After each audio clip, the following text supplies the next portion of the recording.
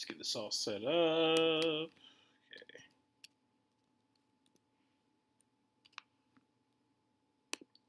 All right, we are live.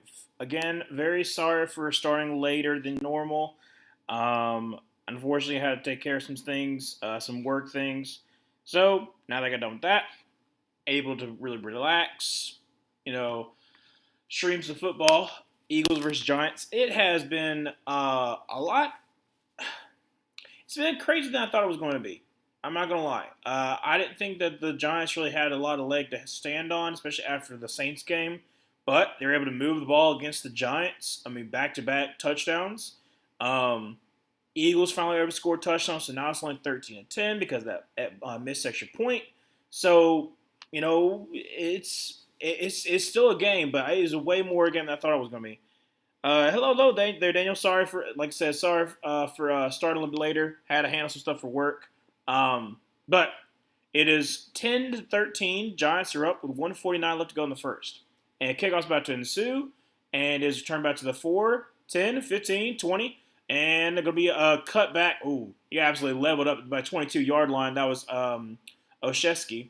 So first down 10 for the Giants at 22-yard line.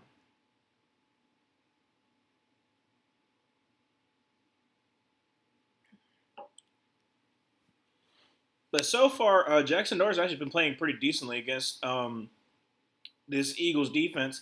Obviously, they are without Jalen Carter, so it doesn't make a difference. But let's see what he can do on this one. Back-to-back drives for the Giants. Be first down 10.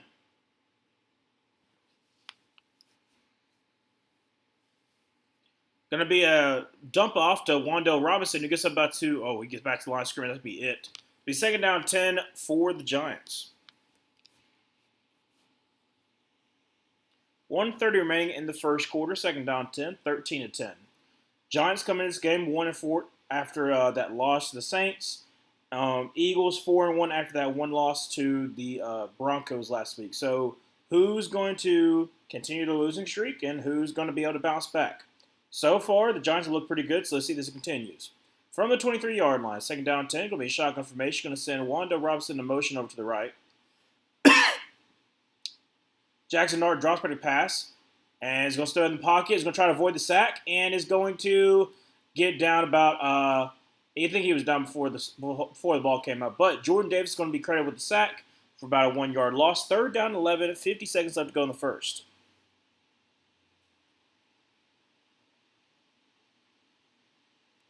Let's see here. Make sure. Hold up a second. Hold up a second. I think the Giants recovered anyways, but I think it was close, but I do think the Giants recovered it. So third down 10, 23 seconds left to go in the first quarter. Be probably the last play. I sent Theo Johnson in motion over to the right, up to about the. Right now my thing is kind of sputtering, but probably about like the 29, 30-yard line. Fourth down as we end the first quarter. So I did technically make it before the end of the first quarter. So I sent out that reminder because I was doing, like I said, unfortunately I started a little bit later because due to work, I was doing some stuff for work, and then I was like, I probably need to make sure that I'll let them know that I'm be a little bit late. But I'm like, well, I should be done by the end of the before the end of the first quarter, and then I was like finishing it up, and it was like 5 minutes. I was like, okay, I got a commercial break. Let me go ahead and get this stuff set up.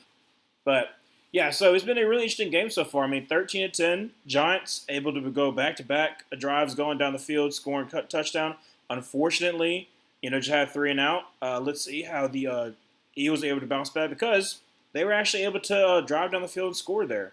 So I am hoping, for fantasy purposes, I'm going to go Saquon Barkley and also A.J. Brown. I'm hoping that we don't have any explosive games from them selfishly. But I'm really excited to see how this goes. I'm really excited to see how the Giants defense that was heralded in the offseason, who's definitely looked at the rookie that you're hoping that helps Lawrence out. You got your linebackers with Okereke, and then who's the other one I'm thinking off the top of my head? Cornerback room was improved, safety room was improved, and so a lot of people, like even myself, I thought like the defense would do a lot better, and it kind of hasn't. Kind of surprisingly. But like I said, I think that I think that the Giants defense can be opportunistic against this Eagles team. In no world should the Giants be leading the Eagles, yet that is the world we live in. How has the game actually been compared to the box score? Like I said, it's more so the fact that the Eagles kind of screwed themselves over on their first drive when they're driving down the field. Uh, Brian Burns had a really nice twist, and unfortunately, they're going through a little bit of patchwork offensive line because right now they're left guard because they don't have Dickerson. I think it's I'm trying to think who is the left guard right now, but basically he didn't switch right when they were running the twist. So basically, just Brian Burns got in there and basically caused the field goal. So that's the reason why they had a field goal. So that's the reason why the Eagles are at 10. And they drove down the field. The Giants should be up by 4, but they missed extra point on their second touchdown. But basically, Jackson Dart had a really nice run. Like I said, he stepped back, kind of shimmy shaked Zach Bond. He was able to drive down the field and run to the end zone for a touchdown. The other one was just a missed tackle that was on Wanda Robinson. He kind of just ran up the sideline for about a 27 probably a yard touchdown. So it's just really just the Giants have actually been able to move the ball. Now they did just have a 3 and out, but so let's see how the Eagles are able to respond. It'll be first down 10 from about the 26-yard line to about a 4-yard punt return by the Eagles. So first down 10 for the Eagles. But yeah, I'm like I said, I was surprised when I was watching when I was finishing up my work, and I was also like, setting all this up, and I was like, it's something like I didn't at first I didn't know that Jalen Carter was out. I didn't know that he was out. And then, obviously, like I said, I knew about the patchwork offensive line, but I thought that it would be fine. So, it would be first down 10 from about the 26-yard line. Going to be a shotgun formation. Going to be a keeper by Jalen Hurts. I thought he gave it to Saquon. And he's going to lose about like a half a yard. Maybe they might put it back at the line of scrimmage. But it'll be second down about 10. I thought he handed that one off. But it was supposed to be like a RPO, I'm guessing.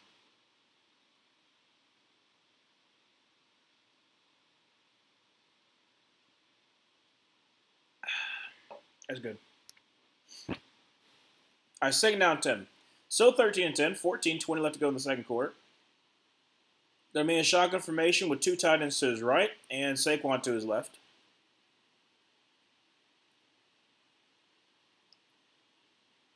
Drops back a pass. Actually going to be a handoff to Saquon, who's going to get about 3. So it'll be third down 7. What's up there, Dobie? How you doing? Happy Thursday. Oh, we're good. All right. Happy Thursday. Third down 7. Eagles down by 3. They just got the Giants to do a 3 and out. Hopefully they don't have a 3 and out.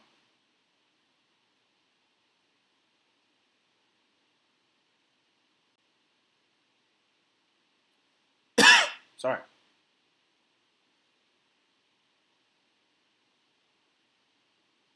Paulson and Debo, please shut down A.J. Brown. That's all I'm asking for. Third down 7. Going to be a shotgun formation. Play clock is 5, 4, 3, 2. Got to snap off. Drops back to pass. And is going to throw. And that's going to be for the first down up to the 40. Up to about the 44-yard line. That's none other than Devontae Smith with a first down for the Eagles. I got a baseball game soon. Hopefully a win. Oh, yeah, because y'all won, was it 2 days ago or yesterday? The Cubs won, and hopefully you're able to take it to game 5, right? If y'all win tonight. Shotgun formation from the 45-yard line. Going to be a play action pass and get some pressure. It's going to roll out to his right. Going to throw on the run. That's going to be caught. That's going to be A.J. Brown to about the 40-yard line. Nice game there. First down 10 for the Eagles with a 15-yard gain by A.J. Brown. Yeah, because I saw, I've kept up with some of the baseball. I know, the Blue Jays won. They eliminated the Yankees. And so now it's it's you versus, what is he? You got the Tigers still potential, or they might have lost. I don't know. I kept it with a little bit of it, but not as much as I probably should. From about the 39-yard line, drop back to going to be throwing. Nope. I don't know. He's rolling it to his left. Going to throw on the run, and it's going to just check it down to Devontae Smith. No, actually, not Devontae Smith. Who is that? Number 2. Oh, shoot. It's Dotson, right? Yeah. No, it is Devontae Smith. I don't know why I thought it was number 2. Sorry. Devontae Smith actually had a pretty good day so far. Game 4 tonight, down against the Brewers, 1-2. That's right. That's right. I thought it was game 4 because I saw that y'all had won and continued the series. And also, Luke was talking about because he was frustrated they made it to a bullpen game on game 3. So first down 10 from the 22-yard line. Going to be a shotgun formation. Going to be a handoff to Saquon, who is going to try the left side and is going to get nothing. Great job there by Thibodeaux, and actually going to be a 1-yard loss. So second down 11, 11:20 left to go in the second quarter, so 13-10. But the Eagles are driving.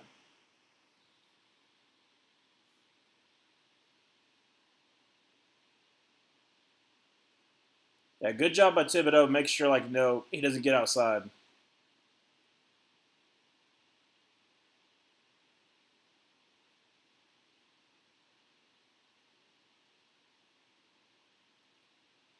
All right, so second down 11. A.J. Dillon to the left of Jalen Hurts with 2 tight ends to the left. Going to be from it's still second down 10, but going to be a drop back pass, and he is going to throw across the middle, and it's going to be caught. That's going to be, is that Dallas Goedert? Yes, it is. Dallas Goedert for about a 10-yard gain. First down. Oh, they're going to mark him just short. So it is about a 10-yard gain, but it'll be third down in inches. And we already know what's going to be. I have a buddy who's going to be at the game tonight. Oh, I was a little mad at him because he was showing off his ticket before the series even started. He's like, look what I got. Wait, before the season even started, he got a game 4 ticket? Thankfully, he didn't get swept, because that would have been embarrassing. I guess you would have gotten reimbursed, but... All right, so Jalen Hurts... Oh, what's happening?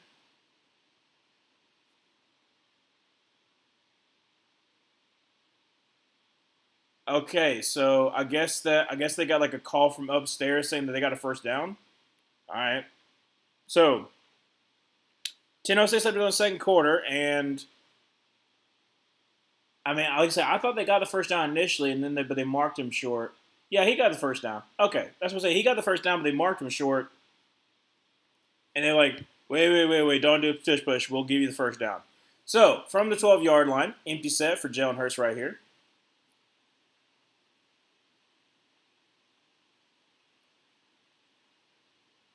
Checking the line. Play clock at 3, 2, 1. Barely a snap off. Dropping the pass. Throws for the... I just check it down to A.J. Brown. Gets up about the 5-yard line. It'll be second down about 2. That's what I said. The ball's on the man. Absolutely. I mean, I said, like, you're believing that, you're hoping that you're up 2-1 because then it'll be even better. But now it's like, we're fighting for our lives to be able to win.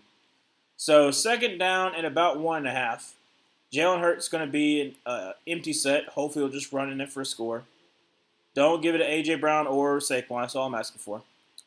Dropping the pass and is going to roll out to his right. Is going to try to throw on the run, throw across body, and great defense there by none other than Jevon Holland on Saquon Barkley. So thank you so much, Jevon Holland. 9:02 left to go in the second. 9:02. 9:02 left to go in the second quarter. Still 13-10, but the Eagles are at third and it's basically about 1 at about the 4-yard line.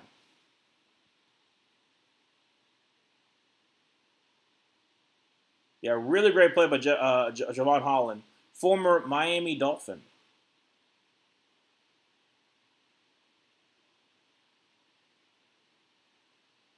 Going to be a tush push. Let's see if they make it.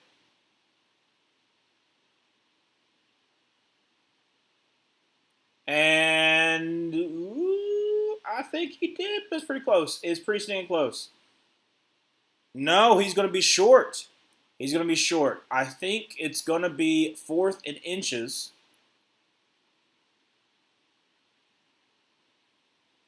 What's up there, Parker? Oh, goodness gracious. My voice went like, yeah. What's up there, Parker? At 13-10, 8:41 left to go second quarter. It's going to be 4th and inches. I mean, they're going to go for it. So, about that much. Like I said, I'll be surprised if they don't just do another tush push. More than likely. I'm not trying to get him to jump off sides. All right, so 4th and inches. And is there a timeout? A timeout is called by the Giants. So 8:31 left to go in the second quarter. They're up by 3. But, like I said, they're calling a timeout. Calling timeout to make sure they have, everyone hey, don't jump. I mean, like I said, it's a smart timeout to take.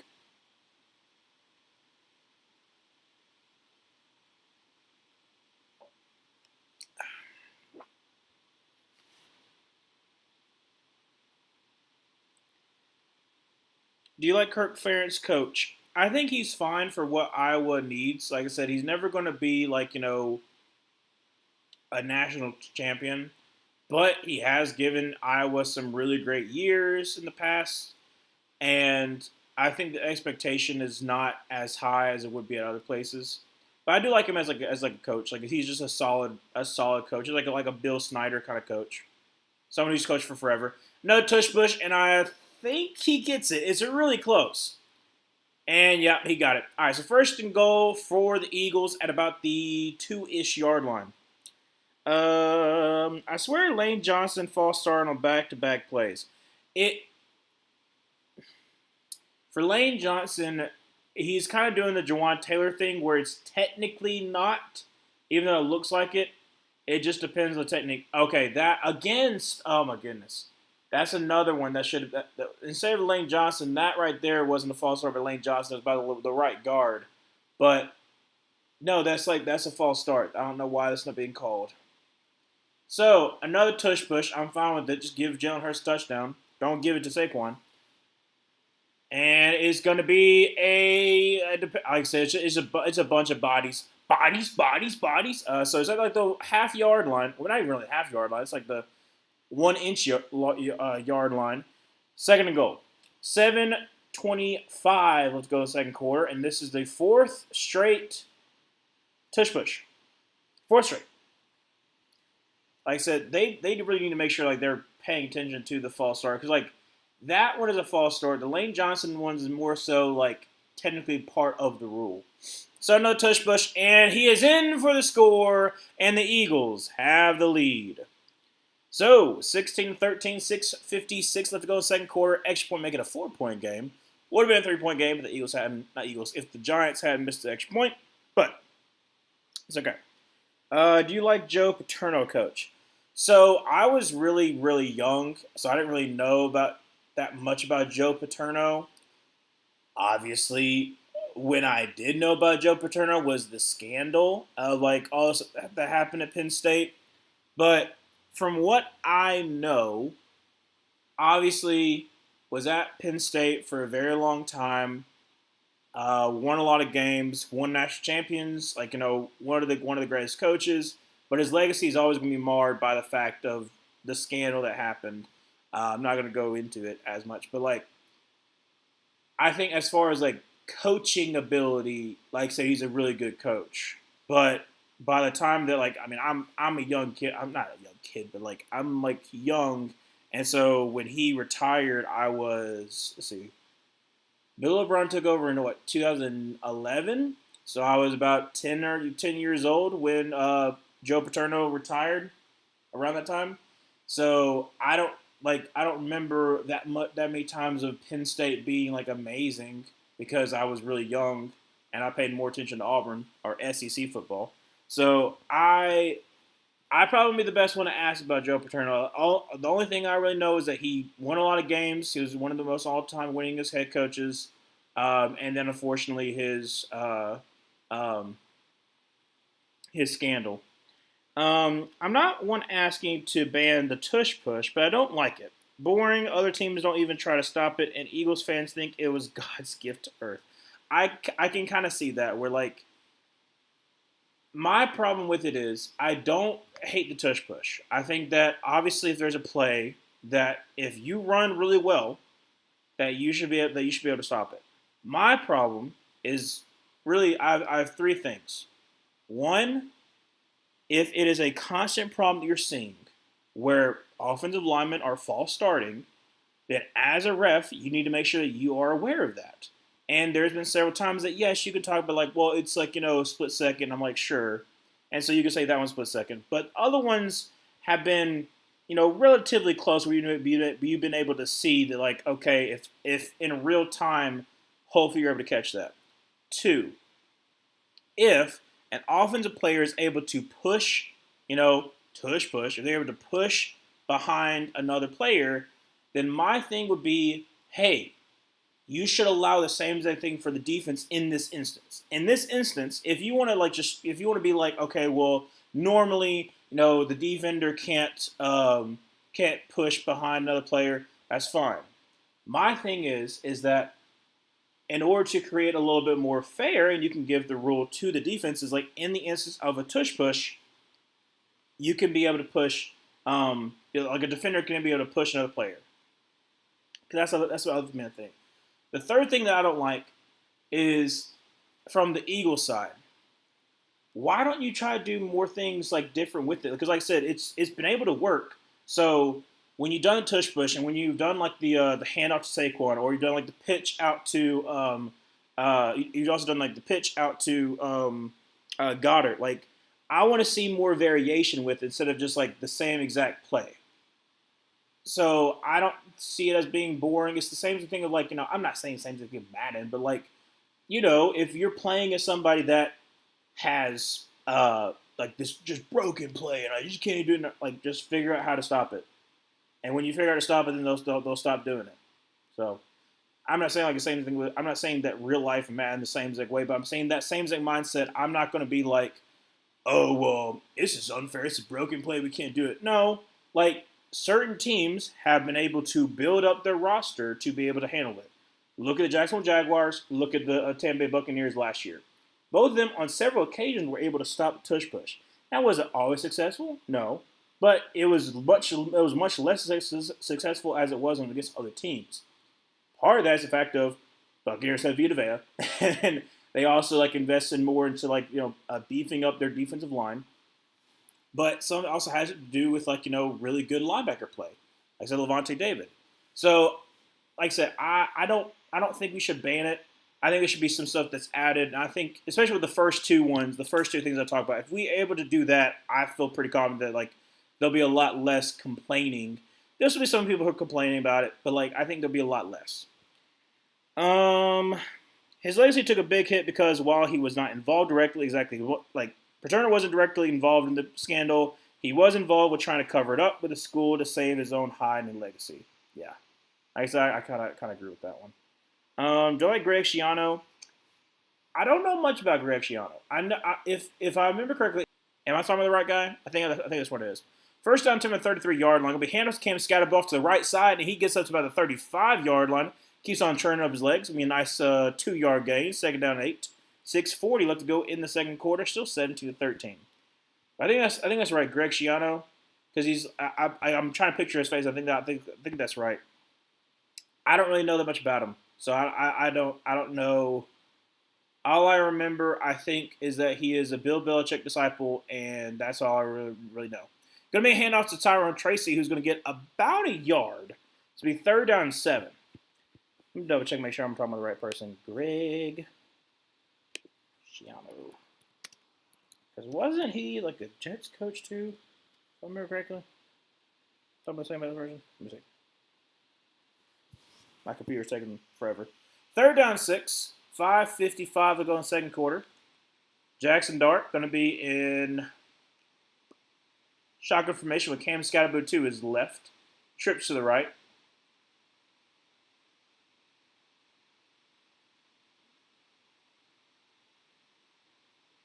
Drops back a pass and is going to throw. That's going to be first down to LaJordan Humphrey up to about the 45-yard line. What? Okay. Don't know why my laptop's being dumb. The only argument I agree with its banning is that the defense can't butt mush. That's just straight up catering towards the offense. Yeah. Like I said, that's the reason why I say, like, especially in instances of the tush push, you should allow the defense to be able to tush push itself. Give me a little bit of a drop to the 50, up to about the 45-yard line. I think be just short, but a great job there by Jackson Dart, sorry. Second down and 1. Yeah, definitely not Jackson Arnold. So Mitchell is going to be questionable with a hamstring. So that's Quinyon Mitchell, cornerback for the Eagles. So that's a little bit of a loss. Hopefully he's able to be back. But it'll be second down and 1, 4:42 left to go in the first half. Going to set Theo Johnson in motion. Going to be a toss out to Scattaboo, who's going to get the first down to about the 40 and about the 39-yard line. First down, 10 for the Giants. Do I like PJ Fleck? So, okay, I was right. That's the right Greg Schiano I was talking about. PJ Fleck is an interesting head coach.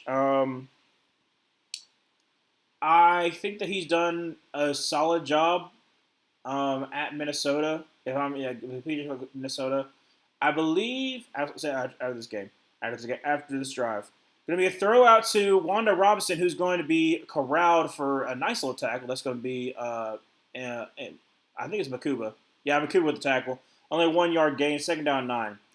PJ Fleck, I think obviously, like I said, had that really great year where Minnesota ended up beating Auburn in the Outback Bowl, which kind of sucked because I was there. I just think he's a solid head coach, but I don't think he's really going to take Minnesota anywhere. I think he's just like, he's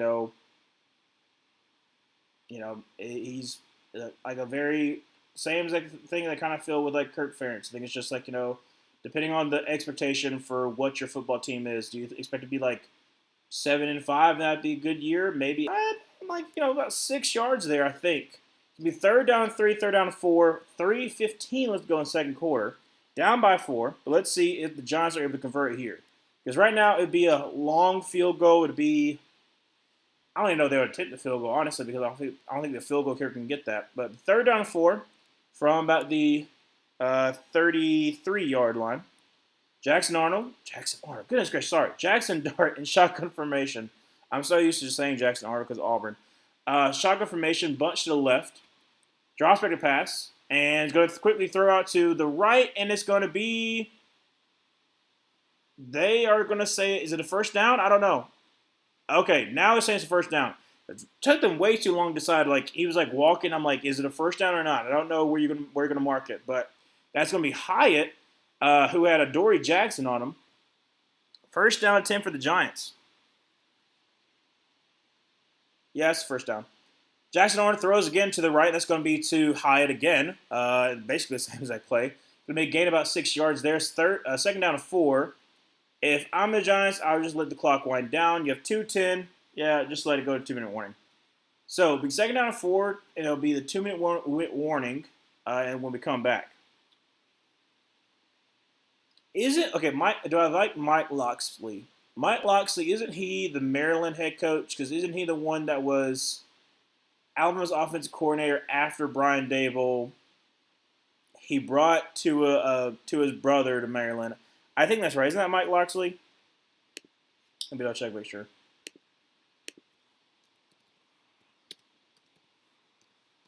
Maryland. Yeah, I think he's fine. Like I said, I think Maryland. Let's see. Yeah, 2018 was when he was there. I don't, like I said, I don't have that much expectation for Maryland, but I mean, I can just look. I haven't really paid that much attention to like what Maryland has done, but he's been, since 2021, it was 7-6 with a win in the bowl game against us. Then you had 8-5, 8-5. Last year was 4-8, so definitely a downturn. But so far they're 4-1 this year. So I think like he's probably gonna be like I think he's probably gonna have another good year. Maybe that 8-5 kind of season, maybe a little bit better. But I think it's gonna be a bounce back from that 4-8 that he had last year. Bad week to start Eagles defense and face Dallas Goedert and Jake Elliott. Yeah, no. So far for me, I've been happy with the fact that I'm not having to worry about Saquon Barkley or AJ Brown. Hopefully those words don't bite me, but so far the Giants defense has done a pretty good job as far as like handling them. But I do have Dallas Goedert in my dynasty league because I do like Dallas Goedert. But yeah, no. If I'm the Giants, I feel good because you're only down by 4 and you should be down by 3. But you're driving, you're in a field goal range, you can kind of do whatever you want. But Just lean on the run for the end of this half. Try to eat up as much clock as you possibly can, so you don't give any time to the Eagles.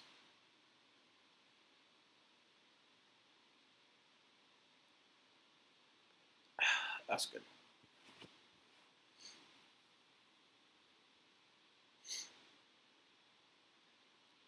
All right, so come back from the 2-minute warning. It's second down and 4 from the where were they at?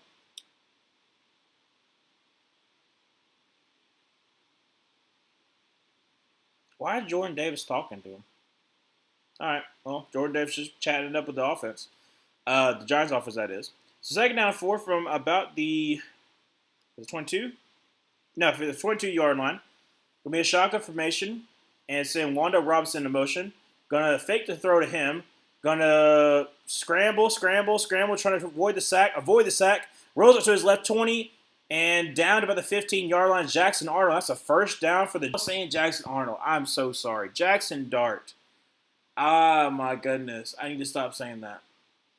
I'm so sorry. I'm just so used to saying Jackson Arnold. Jackson Dart. Dart.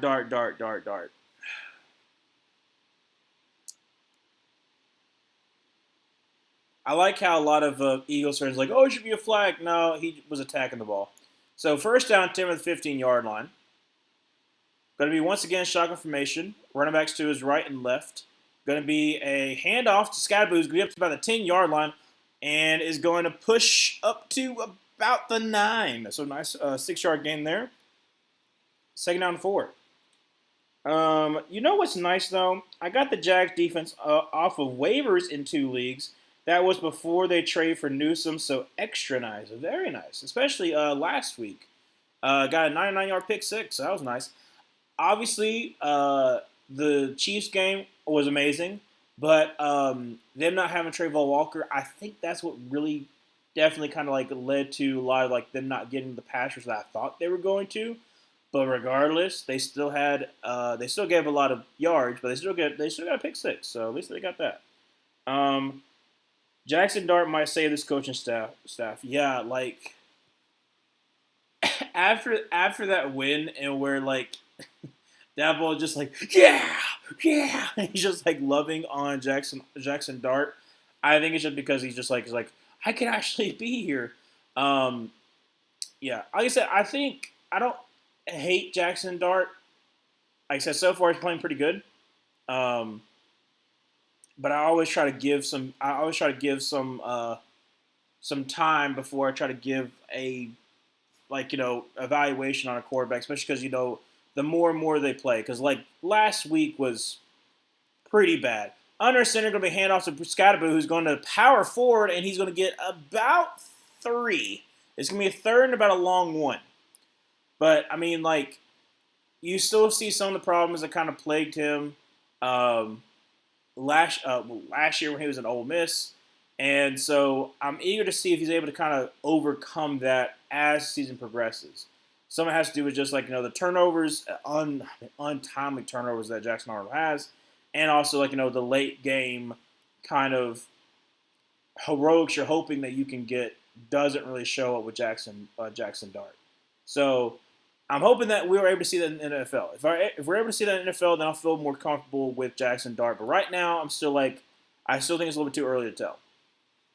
So it's third and 1, 1:32 left to go in their second quarter because the Eagles called their second timeout. They have 1. Eagles have 1. Giants have 2. Jackson Dart under center. Let's just guess and see. I believe it's probably going to go to Scadaboo. Because you got 3 tight ends to the left. And Wanda Robinson out to the right.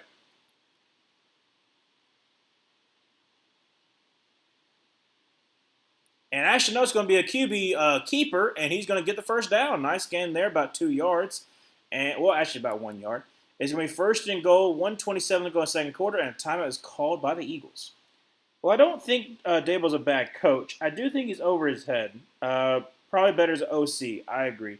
Joe Shane's bad, though. He's terrible. Yeah, like, Joe Shane is kind of being helped out by the fact that this rookie class that he has some potential, and then last year's rookie class is also, like, kind of paying some dividends. Obviously, it hurts them not having Malik Neighbors, but because outside of that, it's uh, let's just say you had two top what 7? Yeah, two top 7 picks in the same exact draft class, and one of them is for sure bust. The other one is not what you're hoping for.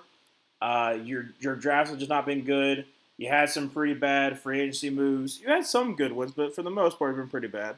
And also the fact too, um, you let go of a lot of talented people that at other play. Oh, I just realized that Jackson Dart's jersey is kind of ripped at the back right here. Like the D in Dart is kind of off. So from the 5-yard line, Jackson Dart is under center. Going to be a play action pass and is going to throw for the end zone. And LaJor Humphrey almost had a touchdown. A great job of Kuba batting that away. Second and goal, 2:22 left to go in the second quarter. Yeah, like I said, I think the fact of what in the last 2 drafts, cover up some of the mistakes that you made. But you had, Love, you let him go. You had McKinney, you let him go. You had Williams, let him go. Saquon, let him go. Dane Dimes, obviously, now whole situation, let him go. Scatterboo just basically rumbles into the end zone. Touchdown for the Giants. 1:19 left to go in the second quarter. That is 19-17. H-point making a 3-point game. But yeah, like I said, I just think that Joe Schoen has not really done. He's done himself like a good justice, be able to have the last 2 drafts he's had, and also the people that he brought in. But he's definitely on more thin ice than Brian Daboll. I feel like even some of the fans aren't really happy with Daboll, but they can understand. They're like, well, we've seen him succeed elsewhere. And we feel like, it's more of a roster construction than it is anything else. So I think they give him more benefit of the doubt outside of Joe Schoen. I'm getting Tyler Algier vibes from Scatterboo. I kind of feel Tyler Algier, maybe. I said they're not really. I don't know. For Scatterboo, I get more. I know a lot of people say Peyton Hillis. I think that's a little bit of a cop out. He doesn't break away, so I can't say somebody like a Doug Martin, because that'd be way too high praise. But he's smaller, but like shorter, not smaller, but shorter, but beefed up. He's very much like Ahmad Bradshaw was. A lot of people were trying to. I don't know for some reason why a lot of people were trying to say Brandon Jacobs, because that's not the same thing. But Ahmad Bradshaw was also a bruiser. Was he as big of a bruiser as Brandon Jacobs? No, but he was still a bruiser. So I think he basically fits that mold the Giants were used to before they had Saquon, which Saquon had a lot more juice. I believe so.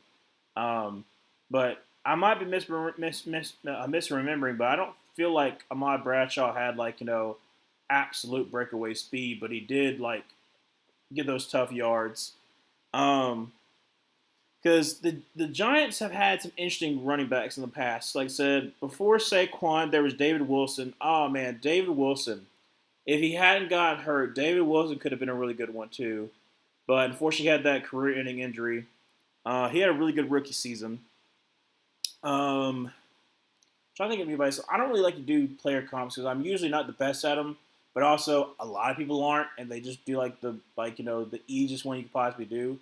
Or they find a one defining trait and they're like, you are this person. If you're big and you have a strong arm and you can run, for a while it was Cam Newton, now it's Josh Allen. And it's the same exact thing. That looked like Josh Allen right there.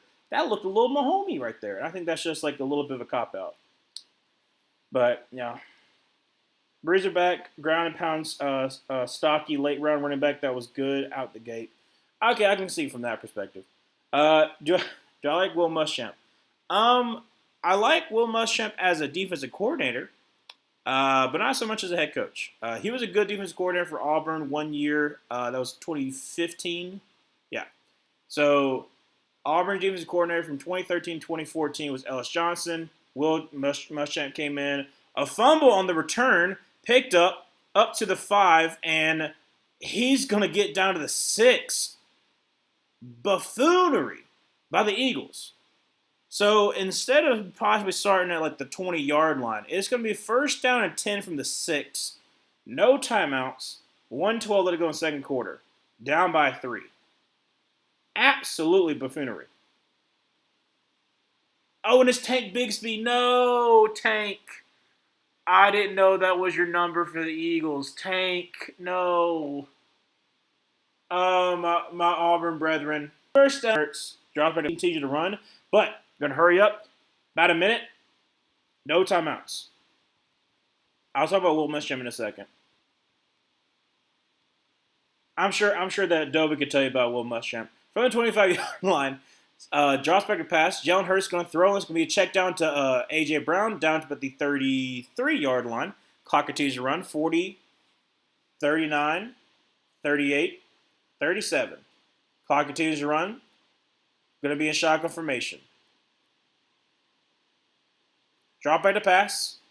And he's got time. Throws to the right side. That's caught by A.J. Brown up to about the 39-yard line. 25 seconds remain.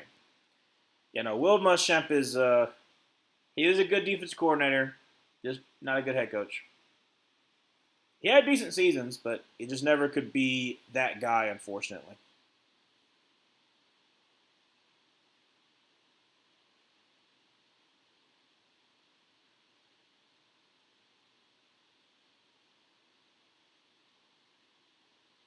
All right, so from the from the 43-yard line, going to be a shotgun formation once again.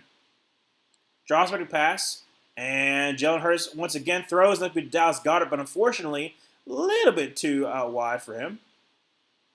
Second down, 10, 21 seconds left to go in the second half.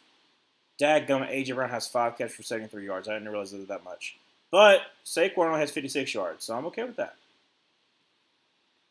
But yeah, like I said,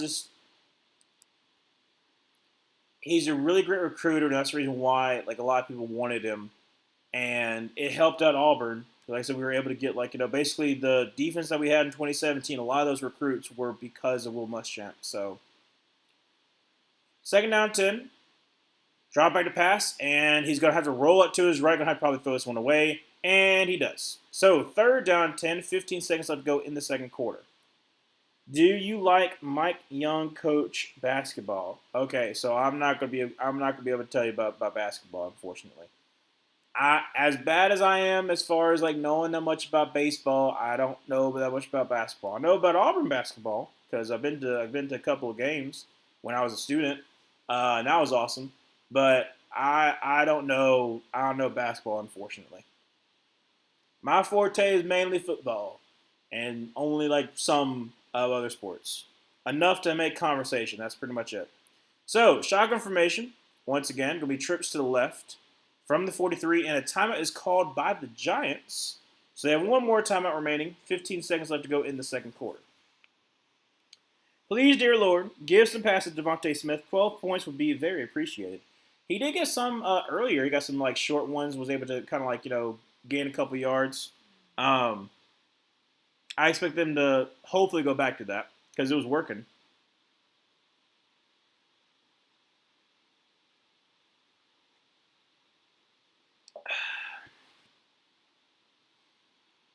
Yeah, football more my forte. So third down 10, 15 seconds left to go in the second quarter. Still 20-17, Giants are up.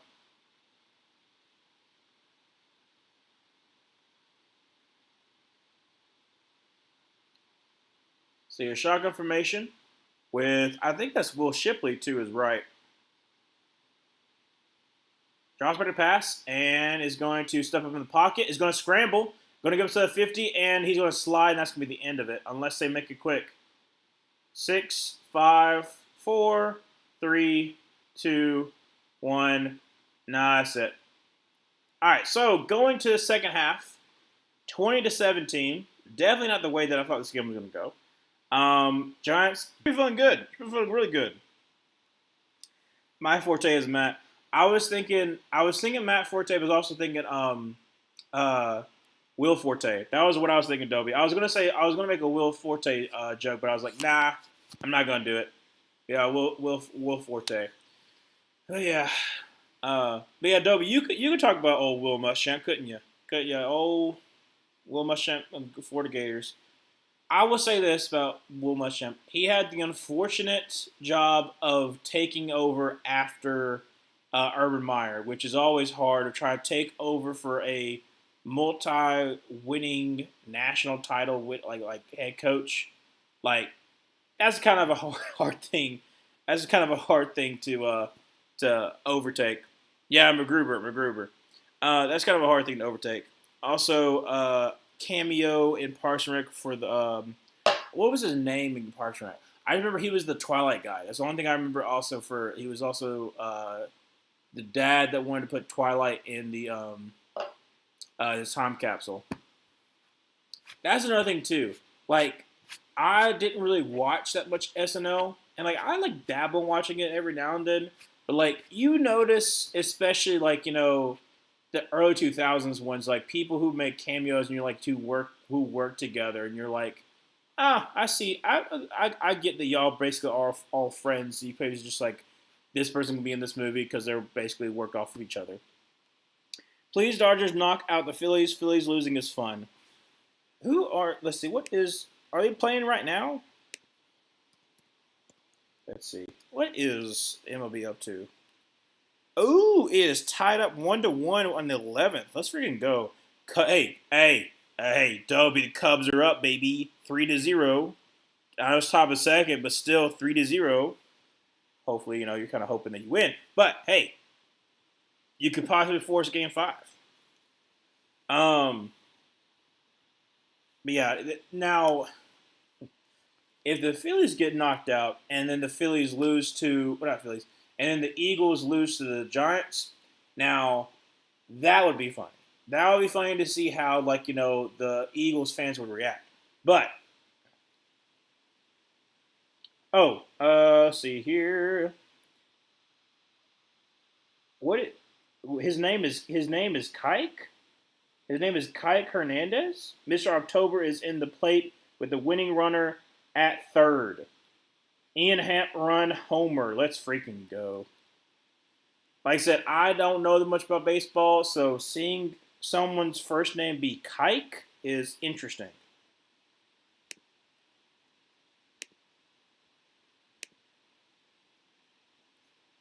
Let's just see what some Phillies fans are saying about the game. Oh, that's not what I wanted. That's all right. Bases are loaded with 2 outs at the bottom of the 11th. That's pretty incredible. Come down to that. Don't forget, he's not only following a Hall of Fame coach, but he's also following a coach who was really beloved by the Gators community as a former Heisman Trophy winner for the Gators back in the 60s. Wait, no, Dobie. I was talking about, Kirk. Oh, it's like Kirk is like, is Kiki. Okay, that's better. That's better. So, wait, no, Dobie, I'm talking about, no, so like, Ron Zook was that. Ron Zook took over for Steve Spurrier, and as soon as he got hired, they had to fire Ron Zook. Like I said, even though I was a young person, I was like 5. Oh, was I 5 when Ron Zook was hired? No, I was younger, but I was younger than 5. My uncle was also a Florida fan, so that's how I knew a little bit about it. But you had the Fire Ron Zook website as soon as he got hired. Now it's following Steve Spurrier. So kind of the same exact way. I guess you say in the same exact way, like Urban Meyer was beloved by Florida fans because, like I said, brought them 2 national titles.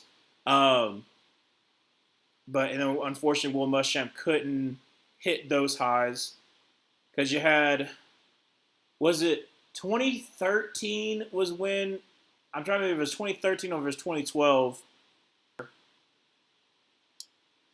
And then 2014, I think was the worst year. I think that was that 4-8 year. That was a weird year to watch Florida be 4-8 because like I remember Auburn being terrible in 2012, being 3-9, and it felt the same exact uh, uh, vibes. Yeah, like they never stood a chance after Spurrier. No, with the E sound. Okay, all right. That's better. That's better. We don't talk about Ron Zook. Yeah, because he was. Yeah, he was. No, he was 2002. Because I'm trying to think.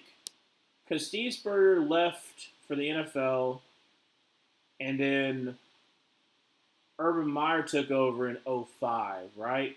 Because Urban Meyer was there. Urban Meyer either came in 2004. No, he came in 2005. He was at Utah in 2004.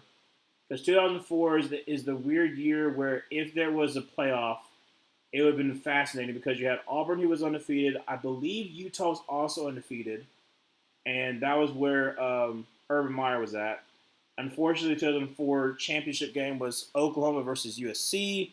USC blows the brace off of Oklahoma, and it looks terrible. And then USC gets their championship vacated.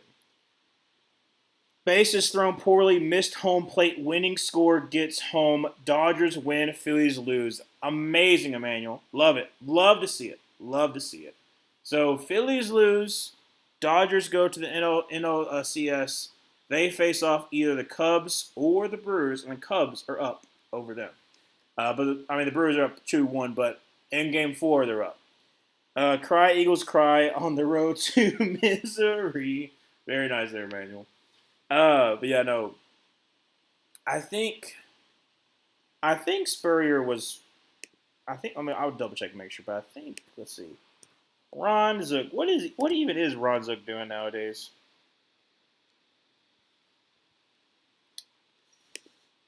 Let's see here. Well, hey. Speaking of Maryland, of Loxley, he is currently the special teams quality control coach for the University of Maryland. All right, so Ron Zook was from 2002 to 2004, and then after that was University of Illinois at Champaign. Urbana-Champaign? The University of Illinois at Urbana-Champaign from 2005 to 2011. Okay. Ron Zook. All right. That ball was airmailed, outreach by a mile. I feel bad for Bryce Harper, but man, is Phillies losing fun. I think, like I said, I think if I actually met an Eagles fan, maybe I might feel the same exact way, or maybe if I was like chronically online, maybe. But because I only really have like a YouTube channel, I don't have anything else. I've never really experienced the bad Eagles fan. In fact, all I've experienced is the good Eagles fan. So I don't get it as much as some other people do. Like some of my friends are Eagles fans and they're not bad Eagles fans. Same as that way with like I have like a Cowboys fans, like a bad Cowboys fan. But I did grow up with people who were bad Cowboys fans. So that's why, even though I have a friend who's not, and so I explained. I was like, I get why you don't understand why people hate them so much, but like you got to feel like not every single Cowboys fans is like you. Unfortunately, a lot of them are like what you describe Phillies fans as. So, but yeah. So far, I've had only really good experiences for the most part. I mean, I've had some bad experiences with like some Falcons fans, but that's just because like my proximity to the area. But my experiences with NFL fans pales in comparisons to my experience with college football fans. Just because I was so immersed in that culture when I was younger. Let's see here. Will Penn State football beat Northwestern or not? I think they will. I think that part of it was just like I'm trying to think of the best way to kind of explain the upset. I don't want to take anything away from UCLA. So I feel like it's like a microcosm of like everything that happened of like everyone rallying around a coach. First time, you don't really know, as far as the game plan, you don't really know like from his perspective what he's going to be calling, but it's an embarrassment to Penn State the fact that they lost the way that they did, but I don't think it's going to define their season. I think they're probably going to lose like one or two more games. I don't think it's going to be Northwestern. I think they win. I think they win. If they lose to Northwestern, then all bets are off for Penn State, and it's going to get a lot worse than what it is right now. Because right now, there's still a whole lot of Penn State fans are getting done with James Franklin, which they've been done with James Franklin for quite some time. So he can't win a big game, but because of the fact that you had the upset that you had with UCLA after not being able to show up, and you don't really have like a decent win this season. A lot of people are like, hey, this was supposed to be the year, and we're not even going to come close to what we thought. Like, this was supposed to be the year. Everyone came back. We made a deep playoff run last year, and now it's looking even worse. And so the expectation was to make it back to playoffs, make a deep run, and we might even make it. So I don't know. I don't think that they're going to get rid of James Franklin this year just because of the buyout, but you never know. My main reason for hating is that the bad ones have an underdog mentality when they've been a top team for years and have 2 rings. They also love to make the most random videos about the Eagles. Most fans are good fans, but every fan base has its bad ones. Bad Falcons fans piss me off more than every Saints fan hating on us. Bad Eagles fans are very rare, but man, they are loud.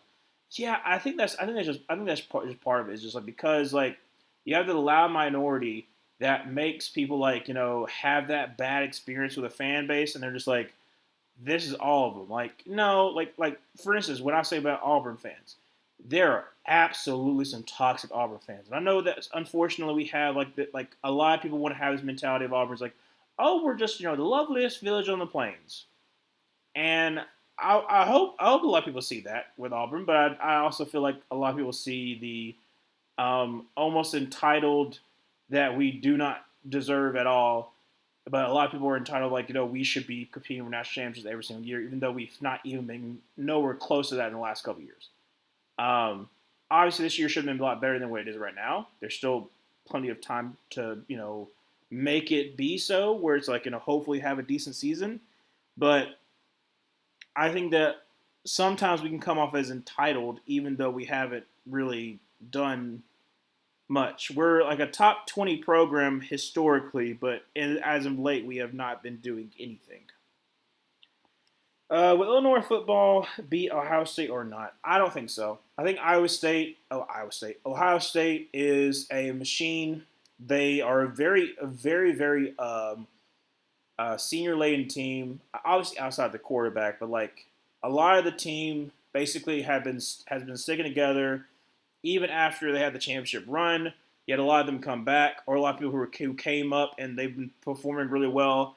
I'm not that big fan of Illinois. I just don't feel like I feel like they got a little bit too hyped in the same exact way where like they were like, oh well, a lot of people come back, so Illinois should be good, and I just feel like they're a solid big. They're like a top 5 Big Ten team, which is not bad. They're like 5, but I don't think they're gonna be. When it comes to Illinois playing a bowl game, depending on their matchup, I'm not gonna be like, oh, Illinois is gonna win. I feel like Illinois has some holes. Illinois absolutely has some holes, and it was shown against Indiana. So return up to the 29-yard line. First down 10, empty set for Jackson Dart. Going to send Scatterboo in motion over to the left. Drops back to pass. Throws Scatterboo's got a little blockers out in front, and he's going to get about 3 yards there, up to about the 32-yard line. Second down 7. But yeah. Second down 7. Emotion, sell, and anger is the easiest one to induce. Hey, Emmanuel, that's a great line. That's an absolutely great line you have right there. Jackson Dart going to be in pistol, going to be handoff to Cam Scatterboo, who, I mean, he gets like 5 yards in the carry, but he just ran right into his offensive line. He probably should have ran to the hole there. There was a hole. He didn't run to the hole. He ran right to his lineman's back. That's way so many big media players are disliked. I wouldn't say that's Eagles creators. The main one I think is like that. Are we talking about the same exact person? I'll talk about a second. It'll be bench to the left, Scatterboot to the right, drop back to pass, and going to throw a little floater, and great catch there. Oh, man, I thought Theo Johnson had it. Going to be 4th down and 2. It was a decent throw where I thought Theo Johnson had, but instead it's going to be 4th down and 2 and a punt. Man, which fan are you talking about? Are you talking about the are you talking about the guy that's like the like paying like an eagle, or are you talking about the one that was caught for being a terrible human being? Which big Eagles fan? Those are the two big ones that I know. Obviously, the one that's talking about the second one hasn't been in the news in quite some time, but he was one of the big ones. Going to be a punt, and it's going to be returned at about fair. Will Missouri Tigers will Missouri Tigers football beat Alabama this Saturday or not?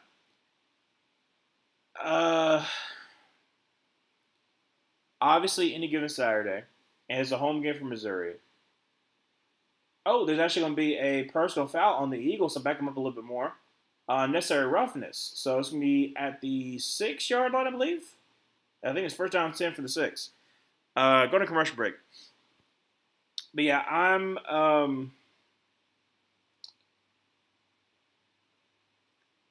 I feel that Missouri is a decent team. I don't know if they're going to hit the 10 wins like they did last year.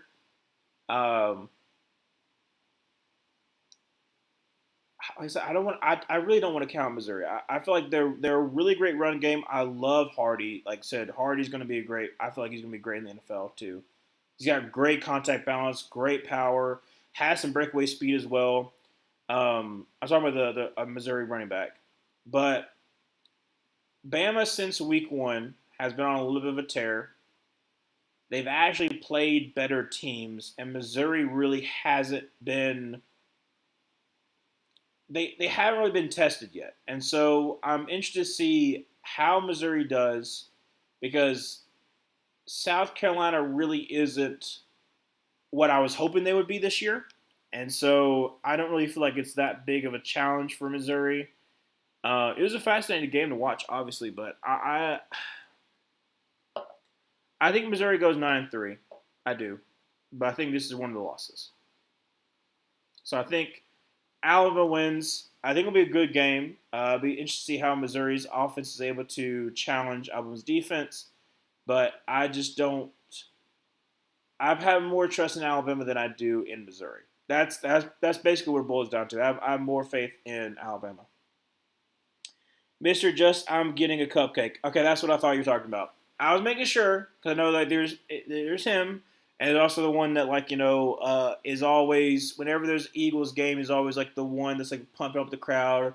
He's got like the eagle painted on. He's got like the mohawk. So I'm like, I didn't know if you're talking about him or like what you said. I never understood why he was so popular. I obviously, like I said, I didn't come to know of him until the scandal came out, and so after that, I still didn't understand. I mean, I can understand like a little bit of he just says the most obscene things, so like obviously some people gravitate towards that, and like there's like some meme potential, but I didn't understand to the level that some people were still trying to defend him. 2 tight ends to the right. Going to be Saquon in the backfield. And he's going to be handle Saquon, who's going to get up to the 10 and bounce out to about the 12. So nice gain there of about 5 yards. Well, yeah, about 5 or 6 yards. Be 2nd down and about 4.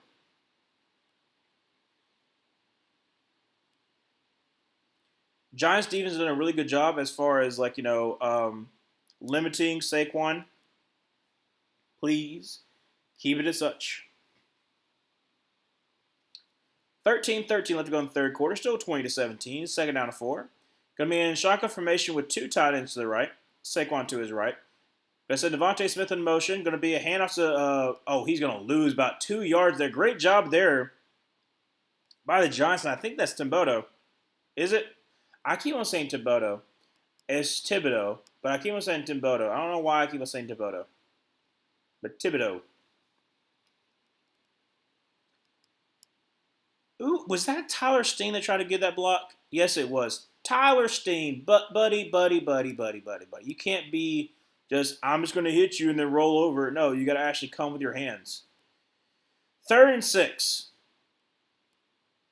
It's just bad blocking, and I don't like that. 3rd down 6 from the 11-yard line. Shotgun formation. Going to have A.J. Dillon to his right. Drops back to pass. And is going to throw a deep ball. And wide open is... Oh, my gosh. He missed him. It would have been a touchdown. It would have been a touchdown. Just...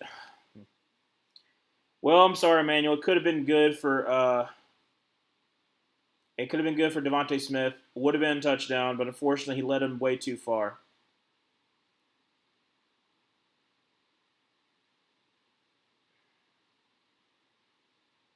I mean, like I said, it's about 2 yards in front of him. If he hits him in stride, it's a touchdown. Unfortunately. All right, so punt on 4th and 6. Kick is away. Ooh, got close being blocked. And it's going to bounce out of bounds at about the 43, 44, 45, something like that. Something like that. Depends on where they put it. 41. Nope. Wait. Okay. He's still walking. Where's it at? Okay. Took forever. He took forever to decide where the ball was going to be. But I think it's at the 45-yard line.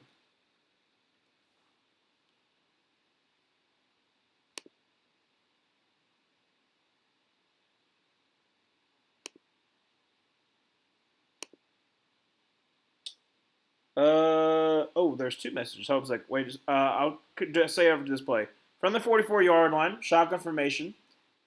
Dart going to throw a really dangerous pass, but it's caught by Lewis to go in 3rd. Still 20-17. Is out with a hamstring injury.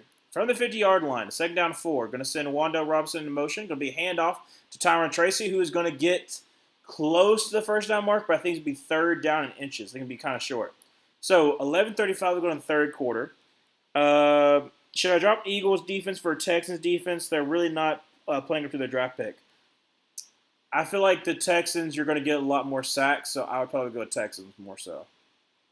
Also, like, they've been doing really, really solid as far as like being one of the best scoring defenses. So I would say go with the Texans.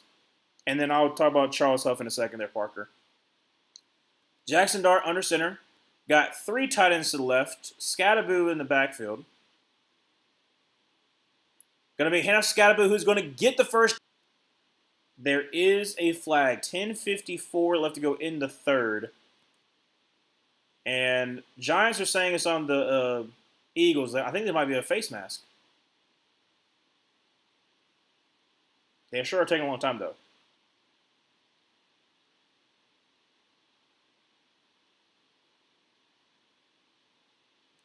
Yep, face mask on the Eagles. So it's going to add another 15 yards. So we 1st down 10 from the, 30? I think from the 30-yard line. Oh, absolutely.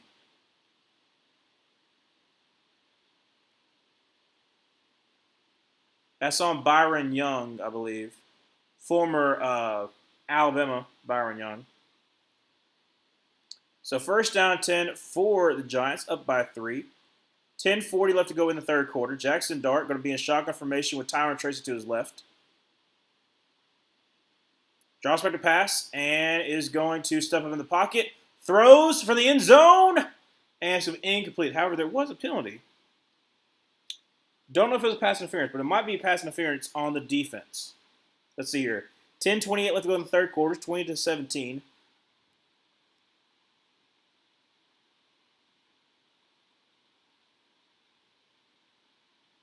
Yep, it's on the defense. It's going to be illegal contact by Keely Ringo, former Georgia defender. Let's see here. Yeah, it's like I said. more than 5 yards down the field, legal contact. So another first down 10 for the Giants.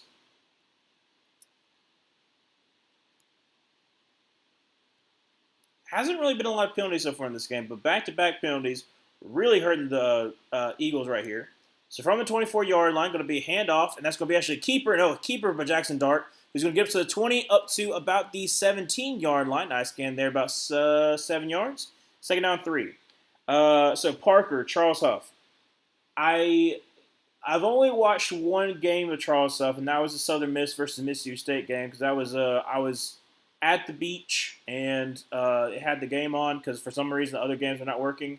I'm excited to see how it goes. I don't think he's been there that long, but I think he's solid. I don't know where he came from though. I just remember seeing him for Southern Miss. Gonna be a handoff to Tyron Tracy. He's not going to get anywhere. Great job there by Bakuba, and it'll be third down and about 3 for the Giants.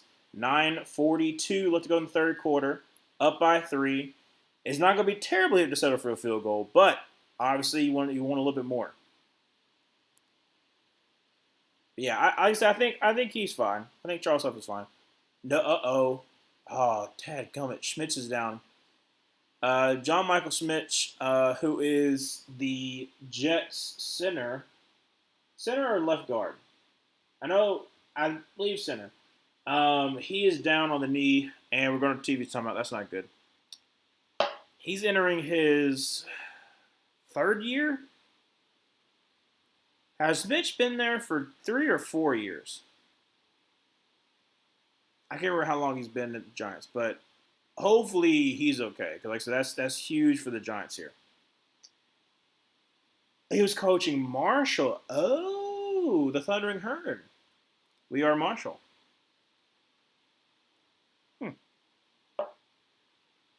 Oh, and Marshall beat Notre Dame. Was that 3 years ago?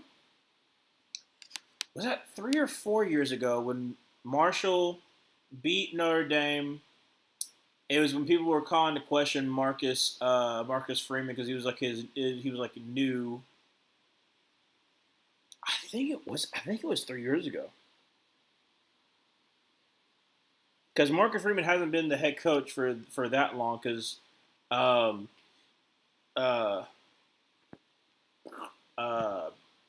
Chip Kelly.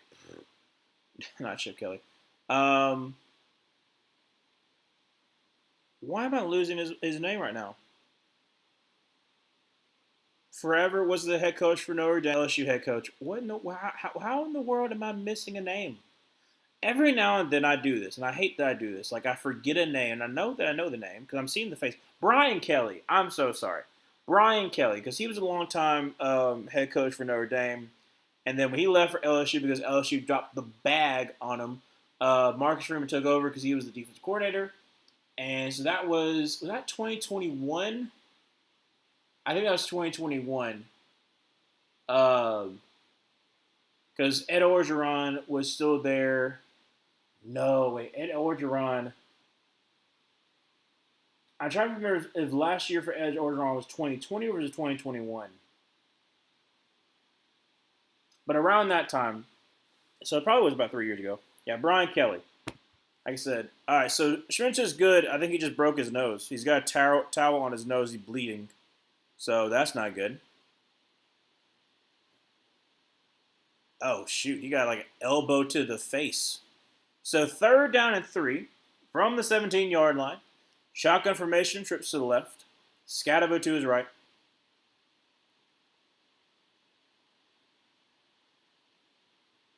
Drop back to pass, and is going to roll up to his right. Is going to try to scramble for the first down, and he's going to get it. So first down 10 for the Giants at about the 14. Yeah, about the 14-yard line. 9:05 to go in the third. Great job there by Jackson Dart. Nothing was really there. Scrambled to the right and attacking the first down marker. So from actually the 13-yard line, shotgun formation with Cam Scatabo to his left. Jackson Dart drops back to pass and is going to throw for the end zone. Unfortunately, could not get to Lil Jordan Humphrey. I think they're on the wrong page. So second down 10, 8:42. Let's go in the third.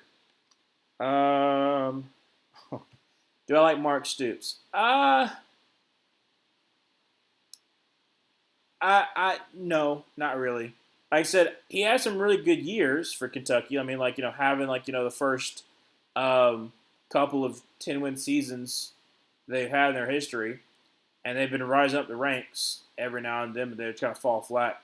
But nah, not really. Gonna be a pitch out of Scatterboo off to the right side, up to the 10, up to the 5, and gonna be down to the 2-yard line. That is a first down, about a 12-yard gain for Scatterboo, and as we first and goal from the 2. 8:30 left to go in the third. Yeah, Mark Stoops is just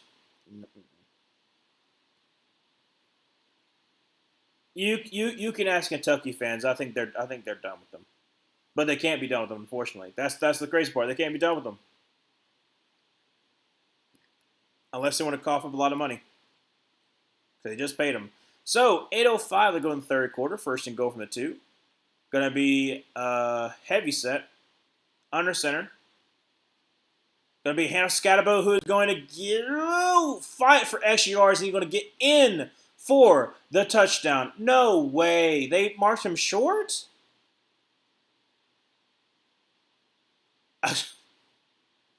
Jackson Arnold gave a ref a high five. He marked him short, and then Jackson Arnold was just like,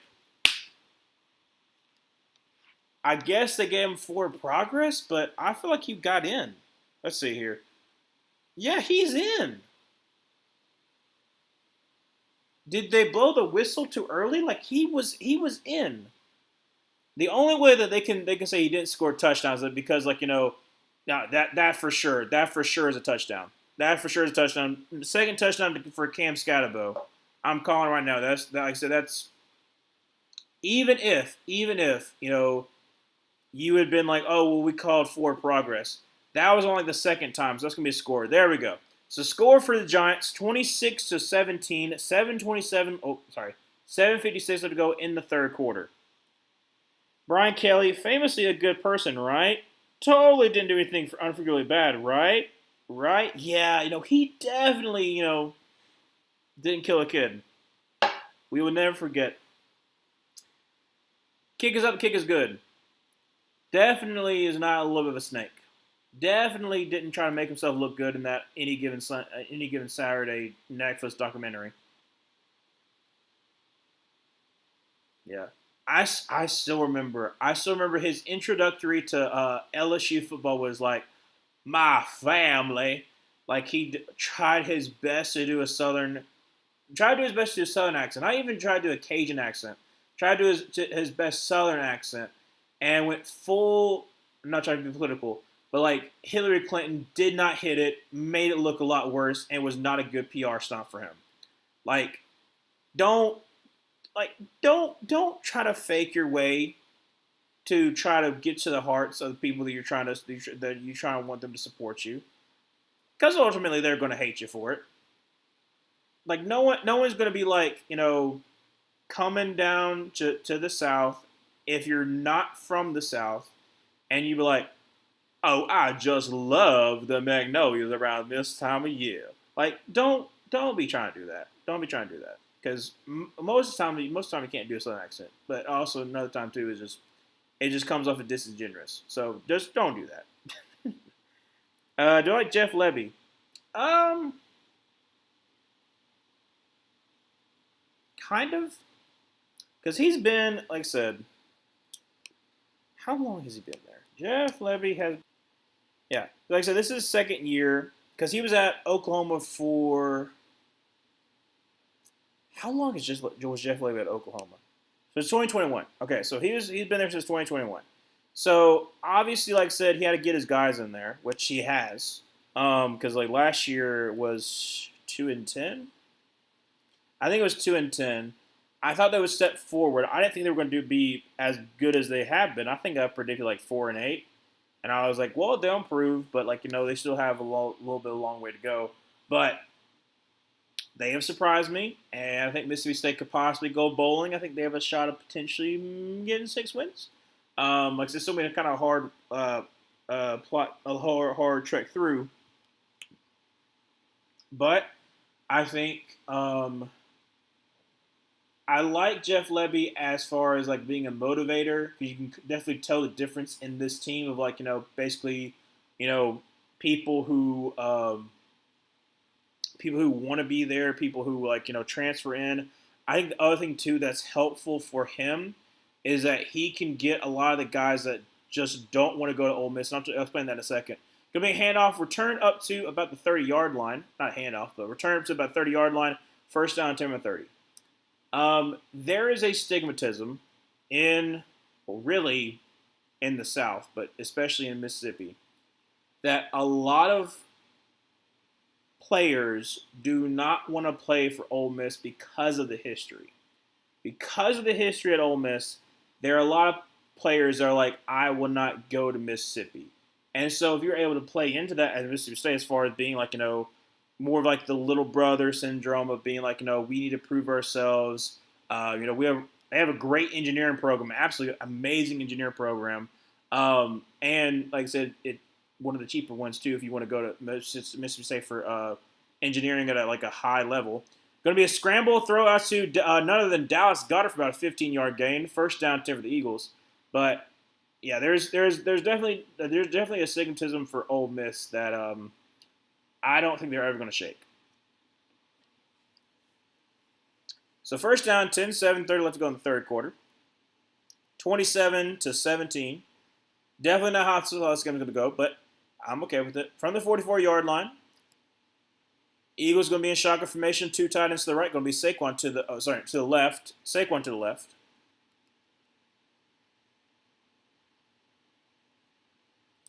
Drop back to pass, and he's got plenty of time. I mean, he's got like 10 seconds. He's running around. Going to scramble out to his right and just throw it. Oh, great catch there by A.J. Brown up to about the 49-yard line of the Giants. Oh, actually, sorry, 50-yard line of the Giants. And it's going to be second down and about 4. Scatman is having himself a game, wishing I drafted or traded for him, especially with Brock Bowers being so beat up. Oh well, Brock Bowers still the tight end number 1, but man, has Geno not gotten him the ball. Yeah, it's just been... Oh, hold on a second. It comes out. Please tell me it's incomplete pass. Please, I don't need another pass to A.J. Brown. Yeah, like I said, it's one of those things where it's like, I really thought that Geno, even though I didn't feel the best about their offensive line, I was like, okay, well, Geno performed well with a bad offensive line of Seattle. You're adding in Genty. You still have Brock Bowers. You still have, I think, being a head coach. Hopefully that will be able to work. And it's just not been good. So it is incomplete pass to be second down 10 instead. Thank you so much for that. Geno might be washed, and Seattle has Green Bay type of intelligence for when to move off the aging quarterback. Yeah, one, it made sense because also was a different scheme. It's better suited for Sam Darnold, and I was concerned that I didn't know if Sam was going to still be in his own kind of way where yes he's been able to improve. He was improved himself under Shanahan for that year that he was under Shanahan. And then also under O'Connell. But I was through weapons. You have an improved offensive line. You have 2 really good running backs as well. So it's definitely helped out Sam Darnold being in that situation where he's still in a loaded roster. But side steps the blitz and is going to scramble and fall about like a 3-yard gain. Like a nice little slide there for Jalen Hurts. Third down 7. But yeah, Sam's having a pretty good year. Will Indiana football beat Oregon this Saturday or not? Oh, it really depends on which Indiana shows up. Honestly, it depends on which Indiana shows up. I think there's a chance. There's a chance. I think that people are putting Oregon on a pedestal. But I think Oregon pulls it out. Oh my goodness. I don't know what that was. From the 46-yard line, third down 6. Going to be a rollout. And it's going to be sacked, and that's going to be Brian Burns down to the 38-yard line. I should have worn my Brian Burns jersey. I have a 53 Brian Burns jersey, old Brian Burns of the Panthers. Thought about wearing it, but I decided not to. but I just choked on air. I literally just choked on air. I haven't been eating. I actually need to eat something, and I didn't. Now I'm kind of hungry, and then I just literally just choked on air. That is Toth. Unfortunately, he has had a really bad day today. That's the left guard. As we're playing Dickerson, it is not been good. Punt is away, and it should be a nice little recovery. Oh, actually gone out of bounds. Oh, he saves it, and Gunnar Olszewski goes up to a 15-yard line. First down 10. But yeah, I don't know if Indiana will be able to pull it out. I hope they do. I think it'll be closer than people expect. But I it's not that I'm not high on Oregon.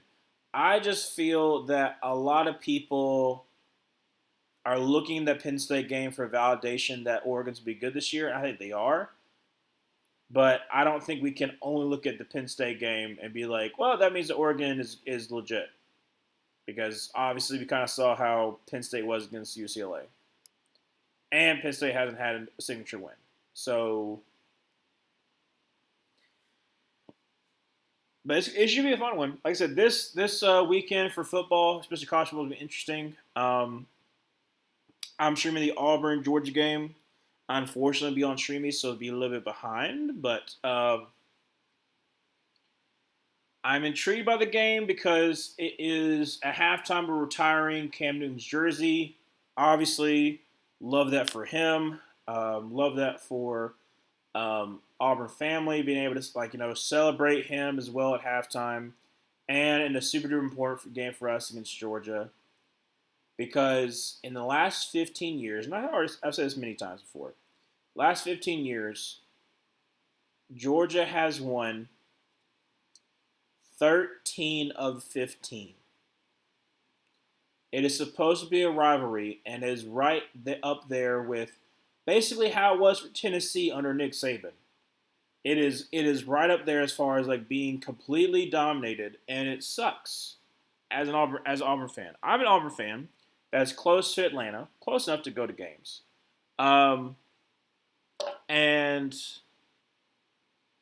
yeah, it's not fun when you're one of your biggest rivalries, one of your biggest rivals doesn't even consider you a rival anymore. That's how bad it's gotten. Where a lot of Georgia fans don't see it as a rivalry, and that's way more disrespectful. So, hopefully, we can win. But I don't know. Right now, they're showing how Jackson Arnold, talk about Auburn. Jackson Dart has been playing really well so far. Like I said, nice scrambling ability. Like I said, I do think like that they're showing talking with him and Josh Allen, but it's because like the stats. I mean, think about the fact that Josh Allen was kind of molded by Brian Daboll. That's the reason why Brian Daboll got his start as a head coach for the New York Giants, because he was able to kind of fix a lot of the problems with Josh Allen.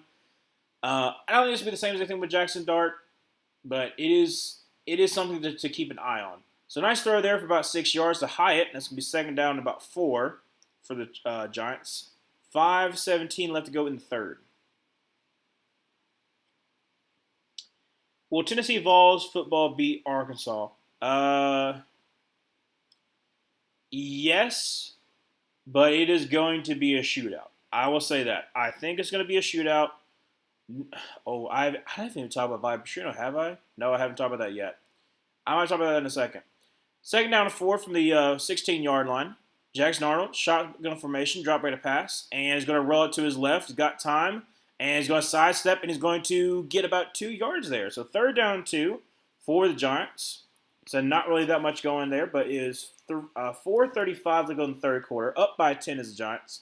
Deep on their own side of the field, and unfortunately, Reed Blankenship of the Eagles is down on the ground. Looks like he's like pointing at his knee. So might have a TV timeout. Yeah, I think it's going to be a shootout. I haven't talked yet about Bobby Petrino being the head coach once again. I don't really know if I really want to. That whole situation is interesting. I had a professor at Auburn, huge Arkansas fan. He's from Arkansas. And, like, we had the conversation before about Bob Petrino in class, and his explanation was like a lot of the fans didn't want him to see him gone, even though like the scandal happened. They still wanted him there, and like there's still that sentiment around the fan base for some of the fans. Throw, and that's going to be a caught by Wanda Robinson up to about the 32-yard line. Great job there. First down, 10 by the Giants. I'm realizing that I'm just randomly just going into lore and then like play, going into lore, play. I need to do a better job as far as like setting that up. I'm very sorry about that. I just realized, especially if like someone doesn't care about the Bob Petrino situation, they're like, "What am I doing?" But again, against Adoree Jackson, who's getting absolutely burned, first down, 10 for the 33-yard line, empty set, draws back to pass, and throws will be to Wanda Robinson once again up to about the 40-yard line. Get about 8 yards there. That's going to be second down and 2. 3:35 to go in the third quarter, up by 10 to the Giants. Trying to get a nice little drive together. Hopefully able to go up by 3 scores, but I think they will settle for a field goal. But let's see here. From the 40-yard line, second down and 3.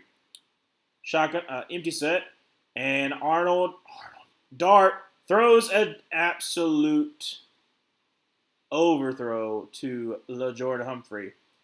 Cooper DeJean on the coverage. So third down 3. I personally use the Opera browser and use the built-in ad blocker and VPN, so I recommend it. I haven't done that, but I believe Nakey Jakey, who's a YouTube creator that I watch, I think he has Opera as one of the browsers. Third down 3, 3:12 to go in the third from the 40-yard line. Jackson Dart going to be in shotgun formation, and a flag is thrown. I believe, is it false start or illegal formation? I think it's still false start. Yep, false start on offense. So third down 8 for the Giants.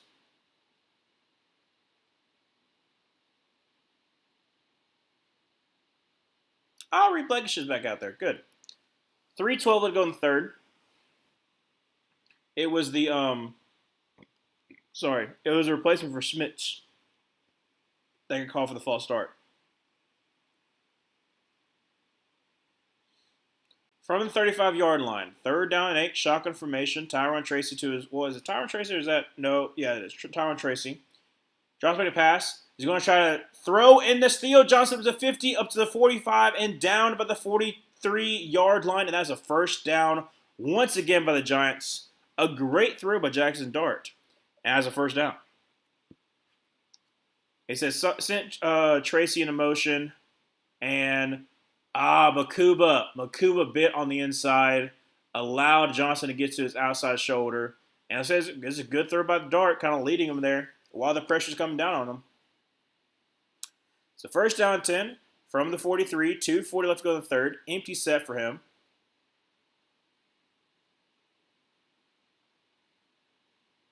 Drops back to pass and is going to scramble, and he's going to get sacked only for about a 1-yard loss. Second down and 11. What's happening?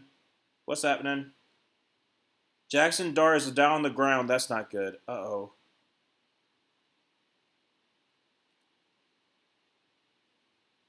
no. Jackson Dart is on the ground. Russell Wilson's warming up. I don't know what the problem is. Let's see here.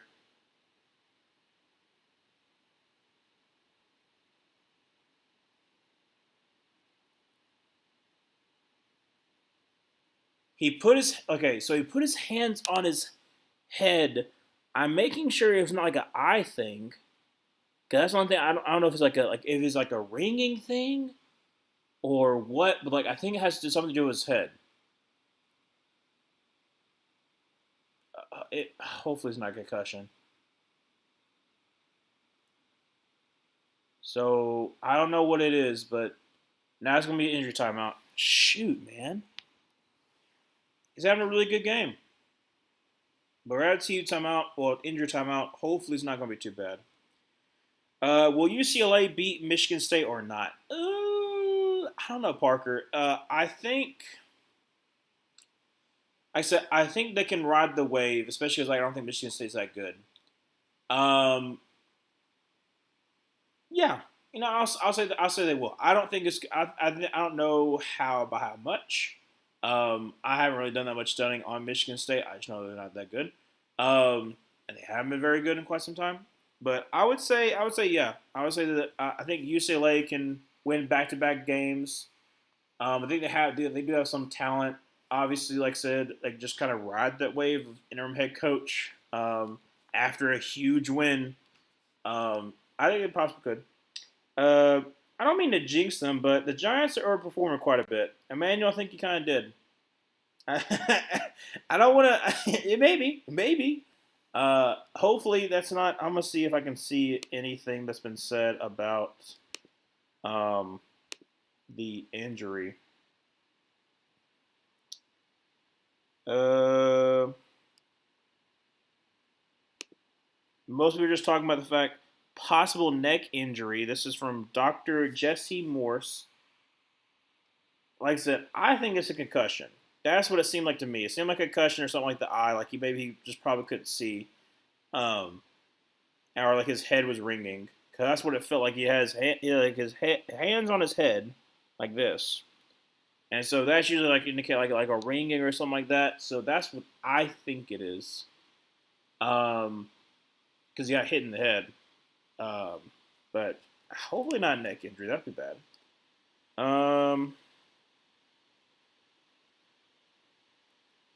and so he's in the medical tent. Well, that's what's showing right now. He's going to medical tent. I think it's probably a concussion. I think that's what it probably is. So it's going to be Russell Wilson. Second down, 11, 2:17 left to go in the third.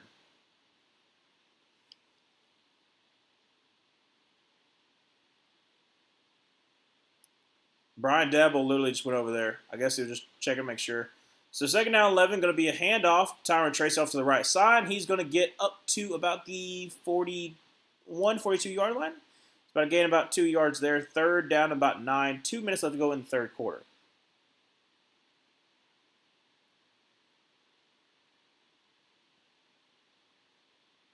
Come on, why don't you put in famous Jameis? Third down, 9. 1:40 left to go in the third.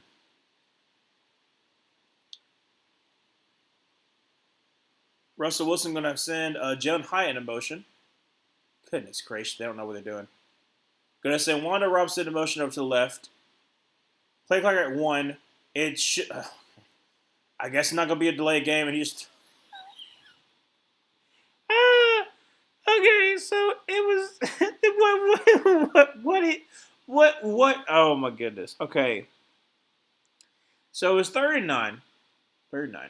Which obviously, like, yeah, it could probably be, like, problematic.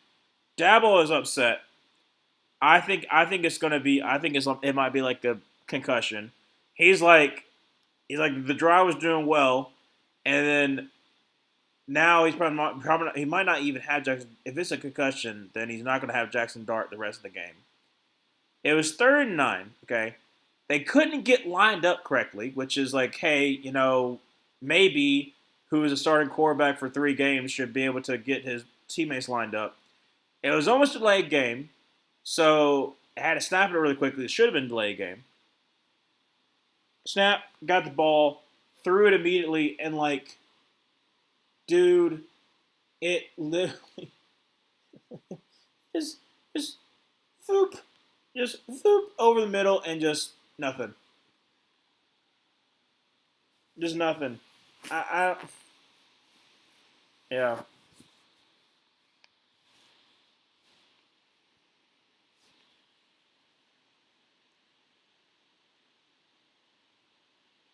There's a lot of people in that medical tent. Goodness gracious. It's like 8 people in there.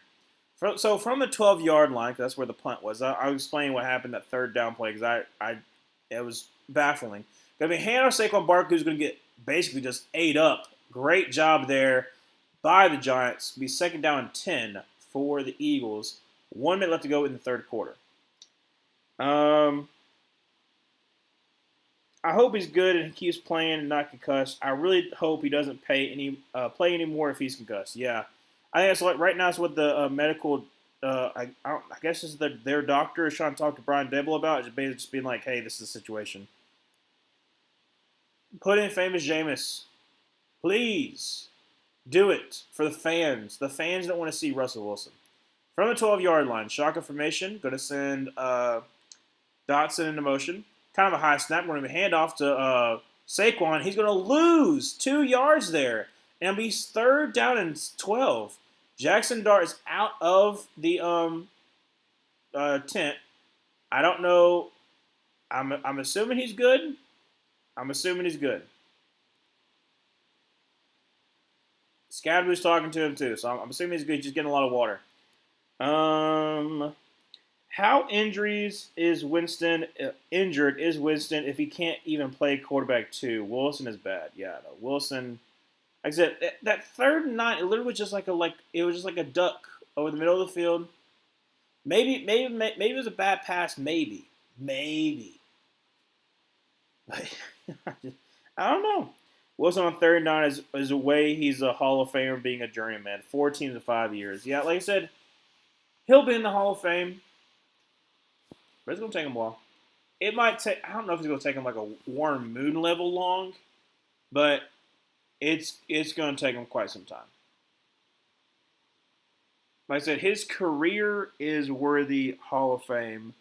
His recent foray is going to leave a bad taste in a lot of people's mouths, and so you're basically going to have a lot of people be like, we can wait on this.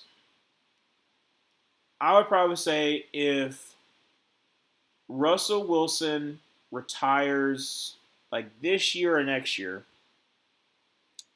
he'll probably have to wait 12 years. I'm saying, actually, no. From this point on, like once the season ends, I will say in 12 years, Russell Wilson will be a Hall of Famer. If I'm right in 12 years that Russell Wilson's a Hall of Famer, clip this right here. You're not going to remember. But, like I said, in 2027, 2037, maybe. Yeah, the four teams in 5 years, not a good look. Not a good look. But I mean, a lot of like legends plays, past their prime because they still want to play, and they'll still be in the Hall of Fame. But a lot of the drama definitely doesn't help. It does not help at all.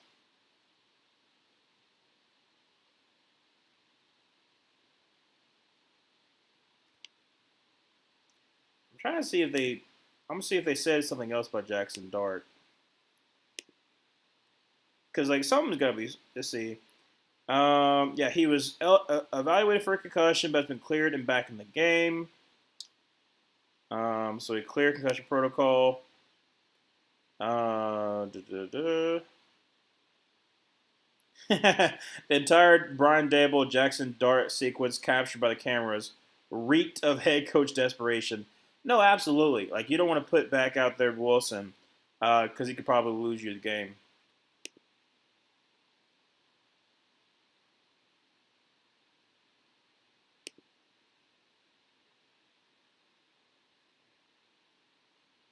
Win probability 88% by the Giants right now. Don't screw it up. 3rd down and 12 from the 10-yard line. Going to send Devontae Smith in motion over to the right. Drop back to pass and is going to have plenty of time. Going to check it down to Saquon. He's going to the 15, sidesteps a man, and get down to the 20. So it'll be 4th down and 2 for the Eagles. A whole entire quarter left. They got to put this away. He really tarnished his legacy for a bag from the Broncos, which I can respect. At least he's only says corny one-liners instead of people without their consent. Bar is so low for athletes. Shake my head. Yeah. Like I said, at least he's not, stealing. At least he's not stealing anything, that we know of. Don't do hero worship. That's all I ask of people. Don't put a lot of people on pedestals. Going to be a punt, and it's going to be returned at about the 20-yard line, up to about the 25, up to about the 30, and down by the 34-yard line is where the Giants are going to start. First down 10 for the Giants, and I just expect they're probably just going to hand the ball off to Scatterboo. They probably got a little more conservative and just make sure. Look at the Giants fans been like, let's freaking go. He's back. You saw one play with Russell Wilson, you're like, please no, not again. All right, 13:58 left to go in the fourth. Sorry. Up by 10.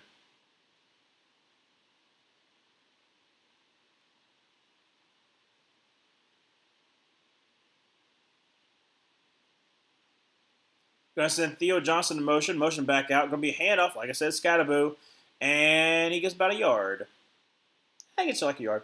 So, second down and 9. Third quarterback for Jackson Dart is the third quarterback in NFL history with 50-plus rushing yards in each of his first 3 starts. So you had Lamar and you had Jalen Hurts for the other 2.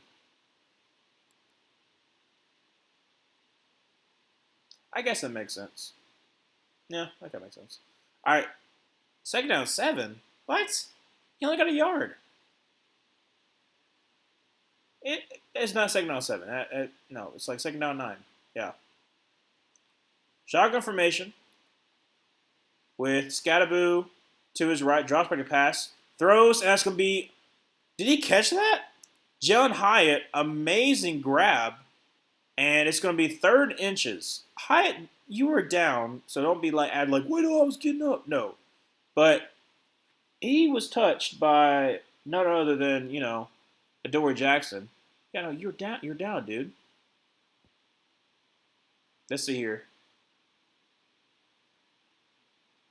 It's an impressive catch. Oh no, it says incomplete. Okay, all right. Well, third down for Jackson Dart. Going to be Scatterboo to his right. Play clock at 5.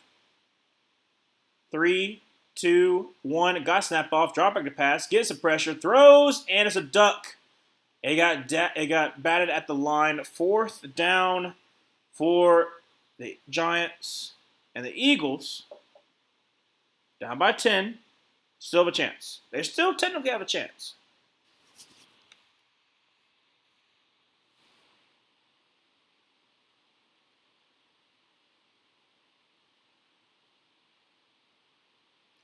Goodness gracious. Zach Baum was getting absolutely held. I'm going to say it's by the backup center, but he's being absolutely held. Surprised it wasn't called.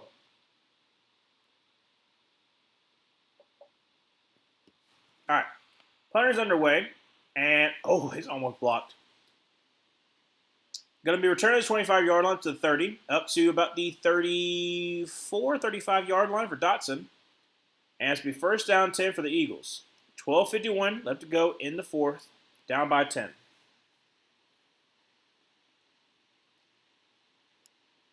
Let me actually look right now. Let's see. What are the fantasy?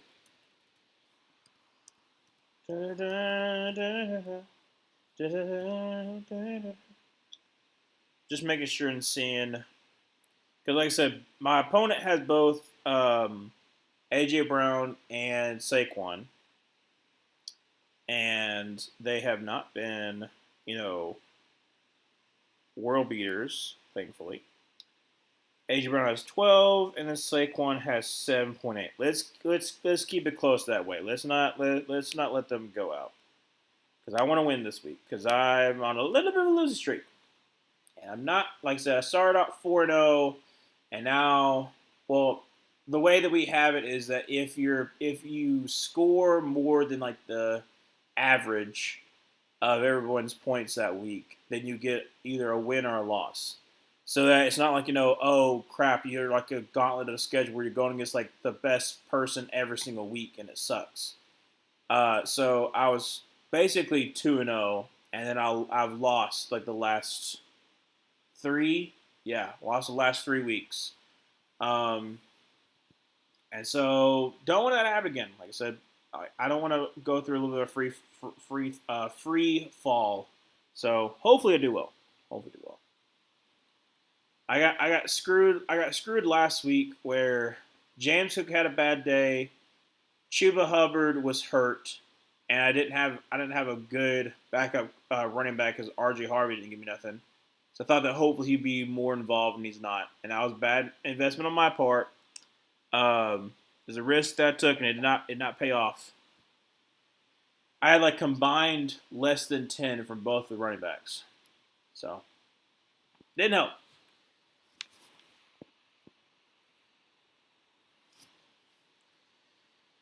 I think, like I said, they're at like the 34-yard line.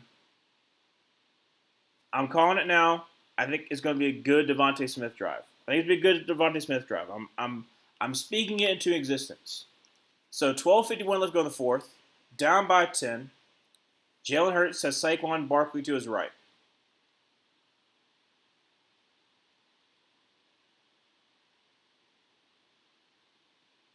Going to send Devontae Smith in motion over to the left. Draws back a pass. Throws to him. And up to the 40-yard line, up to the 45, up to midfield is Devontae Smith. Am I a soothsayer? No. Is it convenient that what I said happened? Yes. So, 12:32 left to go in the fourth quarter. Jalen Hurts from midfield. Got Saquon Barkley to his right. Devontae Smith to his left, and Bunch to the right. Drops back a pass, and is going to throw for Devontae Smith, and it's going to be, Paulson Debo, great. Oh, they're actually going to call flag on that. I guess he kind of hooked a little bit. Like, he played the ball well, but he didn't turn his head. Did he hook? Because he played the ball well, so let me make sure.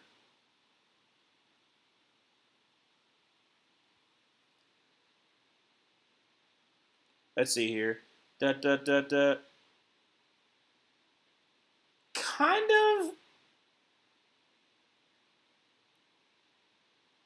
I guess it's technically a push, but it kind of seemed like they're both going forward. I don't know about that one.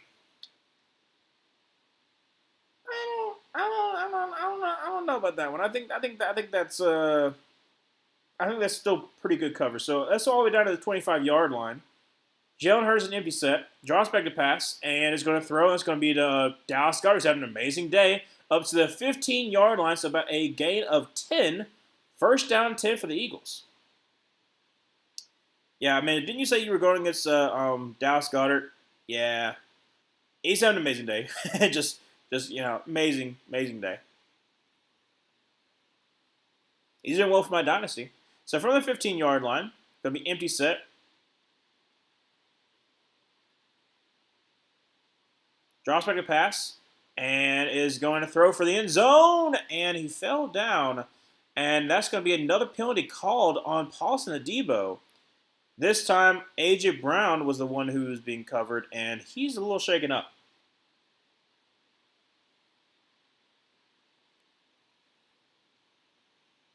$11:36 to go in the fourth quarter, down by 10. Let's see here.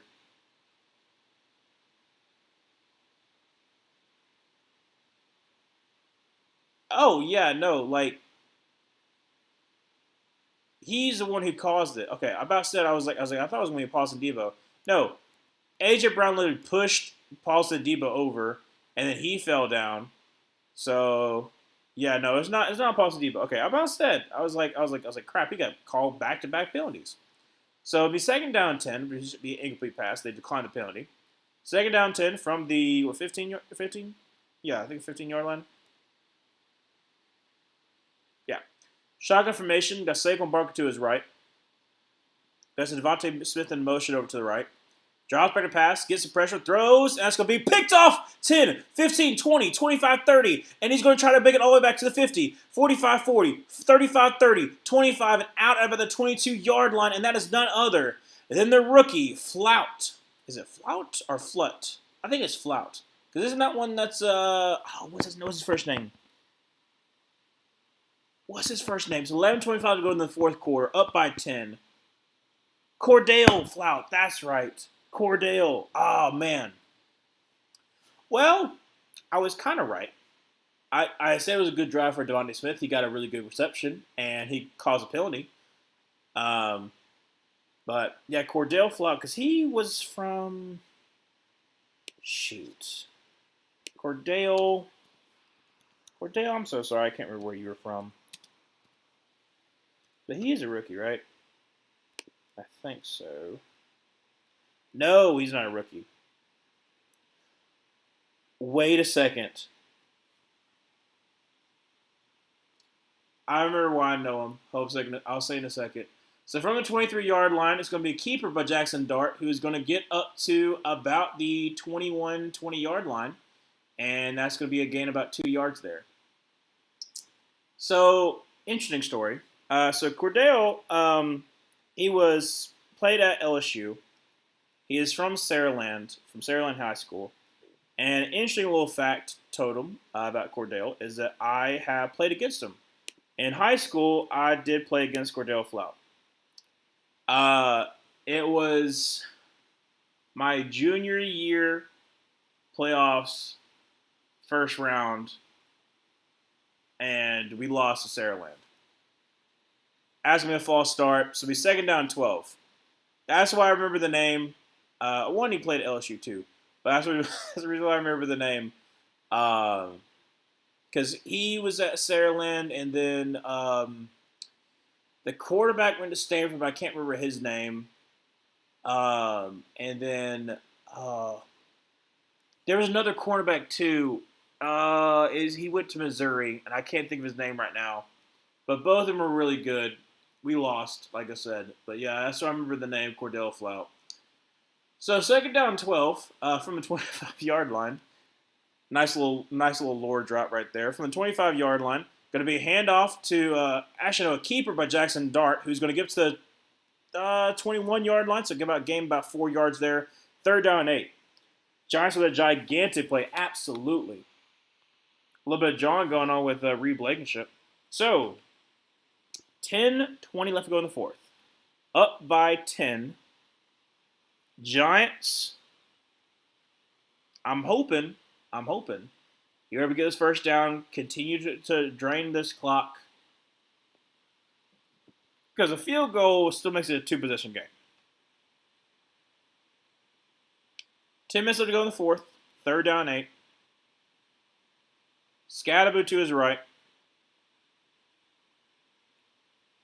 Drop back to pass, gives the pressure, throws, and it's going to be thrown for the end zone. And, oh, man. Unfortunately, Hyatt could not haul that one in. Tried it with one hand. Don't know why Hyatt tried to do that. But it was against Keely Ringo. And be fourth down 8. A flag is thrown. It should be pass interference. That's not pass interference unless it happened earlier in play. Dadgummit, pass interference against him. And Giants has lineman reporting. Can we see that again? Let's see. Okay, so Keely Ringo against Hyatt. Like a stutter go.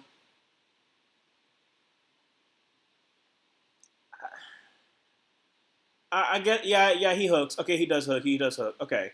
All right. I'll say that is a hook. But it's happened in the end zone, so be first and goal at the 1 yard line. Eagles, it's 9:47 to go in the fourth quarter. You're down by 10. You got to get a stop here. Under center, going to be Handle Scatterboo, who's going to get his third touchdown of the day. Cam Scatterboo. Amazing day. Amazing day for Cam Scatterboo, who performs a backflip. 9:41 left to go in the fourth, and it will be 33-17. Extra point makes it a 17-point game. Incredible, man. Incredible. My birthday's on October 21st. I will be 23 years old. Awesome, Parker. Interesting fact totem. Today is my birthday. I'm turning 25 years old. I'm quarter century mark. It feels weird. Not going to lie. It feels kind of weird. Yeah, no, today is my birthday. I was doing some work, and I'll still stream. I'll still stream today. But yeah, extra point about to be good. Hopefully, you already missed one today. Kick is up. Kick is good. So it is 34-17. 9:41 left to go in the fourth. But yeah, I talked to my friends about it. I thought about making a video about like my thoughts about being 25, like the growth that I've been through, that kind of stuff. And I was like, I don't know if people really want to hear that. So I'm like, I'm not going to do it. Scabby almost didn't land that backflip. But yeah. Yeah. Hey, October birthdays. Happy birthday. Thanks so much, Emmanuel. How does it feel to be officially Unc? Well, I've been called Unc earlier because I've always looked old. Like, even when I was like 16 years old, like, my sister is about 2.5 years older than me, and everyone, like, who didn't know us thought I was the older sibling and would always tick her off. Um, but yeah, no, it like I said, I guess because I've gotten used to it that, like, you know, like, I wear the hat because I didn't really fix my hair today. So the only times I wear hats because I didn't fix my hair. I'm just like, I'm not even going to try it today. But I used to wear a lot more hats. I've gotten used to the fact of not trying to wear as many hats because, like I said, just kind of let the hair go. Because I lost a lot of it. Unfortunately, that's just unfortunate the genetics that I got. But yeah, like I said, I don't know. Some of the stuff that I've realized as being like 25 is you you're going to experience some things you can't quite explain. You're going to go through trials and tribulation you can't quite explain in the moment. But then if you continue on your path, there's going to be times where you realize I had to go through those things. I had to grow to get to this point. It sucks. It absolutely sucks. And I like if there was a way that you could like do away with pain, obviously you want to do away with pain, but you learn from your failures. And from the failures that I've experienced, I can help out other people. Like being in college, dude. Like when I started the YouTube channel, this was 3 years ago. When I started the YouTube channel, I was already feeling like a failure.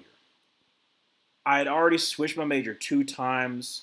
I started out as a biomedical mechanical engineer because I had these high hopes. I was like, I'm gonna go to Auburn. I'm going to have I'm gonna make prosthetics. I'm gonna make a difference in the world. And then I realized my first year at Auburn, I was like, I hate engineering. Sure, definitely didn't help that it was during COVID, but I was like, I hate engineering. I don't want to do this. I thought like, oh, I was good at math and sciences. No, no, no, no, no. AJ Dillon try to return, try to catch the ball, and it goes at about so it's 1st and 10 from the 5 yard line. I'm sorry, I was going a little rambling, and then saw the fact that AJ Dillon just screwed himself up. But yes, like I felt like a failure. I had my first panic attack too because I was working 20 hours every single weekend while trying to study like about 50 hours every single week while also trying to keep a like social life. Like all that kind of stuff was going on like freshman year. I'll go in a little bit deeper later on. I'll call this game 9:39 left to go in the fourth. 34-17 from the 5 yard line. Empty set for Jalen Hurts. Drops back a pass. Throws across the middle is caught by A.J. Brown down to about the 11 or maybe the 12 yard line. Be second down about 3 or 4. It is not looking good for the Eagles. It'd be a miracle. Absolute miracle. If they pull this one off.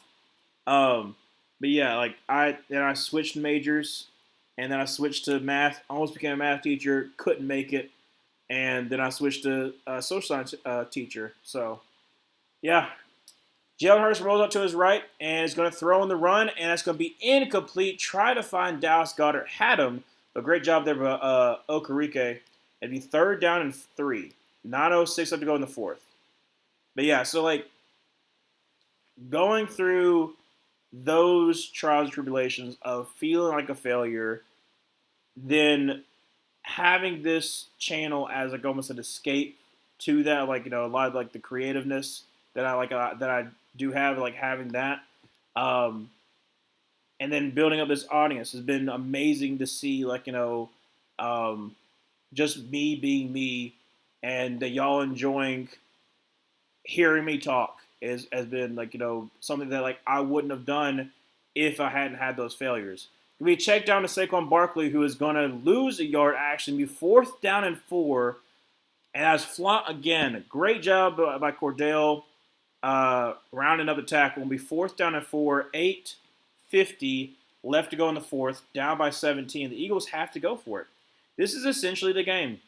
This is essentially the game right here.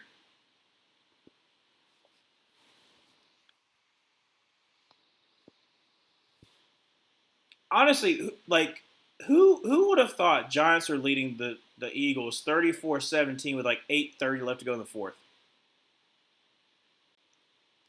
Empty set here for Jalen Hurts from the 11. Got to get to the 15. Drops back to pass. Is getting some pressure. Throws across the middle, and that's going to be caught up to the 20-yard line. None other than Devontae Smith. So 1st down 10 for the Eagles. Yep, it's my birthday. Thanks so much there, Dobie. Thanks so much. I said old 25. I feel old. Not old, but I feel older. From the 20-yard line, drop back to pass. And Jalen Hurts throws. That's going to be caught, and that's going to be by A.J. Dillon. And he gets about 8 yards there. Clock continues to run. 2nd down 2. 7:45 to go in the 4th. It's going to have to be like an epic collapse for the Eagles to be able to win this game. I'm not counting them out. Just stating obvious. So, shotgun formation. 2nd down 3. Drop back to pass. And gets some pressure. Side steps. Throws a deep ball. And it's going to be caught by none other than Dallas Goedert down to the 36-yard line. 1st down 10 for the Eagles. Dude, Dallas Goedert is having an immaculate game. I mean, he's wide open. He's legitimately wide open. From the 37, shotgun formation, Dillon to his right, drops back a pass, and gets some pressure. Back, gonna check it down to Dillon, who's going to get the 1st down. Fumbled the ball. Oh my gosh. Was he down? I think they're saying it's Giants ball. Alright, so that's pretty much game. I was like, hey, maybe, make it interesting. Nope. Alright, so 6:50 left to go in the 4th quarter. It's 34. Let's see here. He's up, and punch out. Yep, that's the old A.J. Dillon that the Packers knew. I'm sure that's exactly what Tom is saying right now. I'm sure that's what Tom Grouse is saying right now. He's like, yep, I know that A.J. Dillon.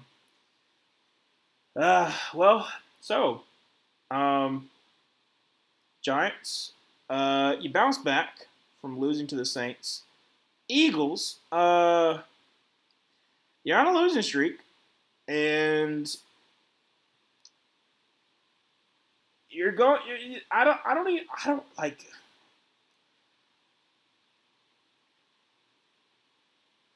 I'm trying to get the best way to put this. Obviously, everyone's putting like a lot of pressure on your offensive coordinator because, like, you have all the weapons and nothing's really happening. But this game, how much do you need Jalen Carter? I know Jalen Carter is like a huge thing to have. Like, obviously, when the Panthers had like lost Derrick Brown, our defense was trash because that's the interior pressure. But the fact that the Giants are beating you as bad as it is, Jackson Dart's having a great game. Just saying. Can Dallas Goedert kindly stop, please? I make him whatever kind of food he likes. Manuel, let's see, what kind of food does you think Dallas Goedert likes?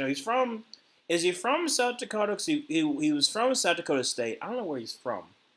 But let's think of Emmanuel. Let's think of where he could possibly like. I'm thinking maybe a Philly cheesesteak if you make it pretty good. Maybe a nice casserole. I don't know. He's white. He might like a casserole. Maybe he's more like a breakfast food. Maybe he likes some. Maybe you should make him some waffles. Maybe some waffles. Or you make like a little like dessert, maybe. I don't know. What is your specialty, Emmanuel? What is your specialty to make for Dallas Garcia? Can you please stop? Fumble the ball after losing a bunch of yards to bring them down points. Somewhere in New Jersey, a bald man with a plunger is going crazy. Yeah. Oh, sorry, Parker. I missed your message. Do you like Shane Beamer? I think Shane Beamer is good for South Carolina. Obviously, it sucks that like the injuries that they had and like what happened last year, where honestly that was his best chance of making the playoffs.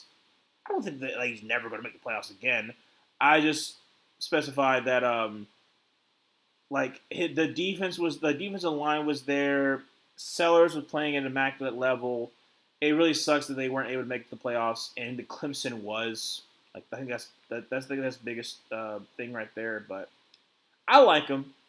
Like I said, I think he brings South Carolina a couple more big wins. Cam Scatterboo up to about the 43-yard line, gained there about almost 20 yards.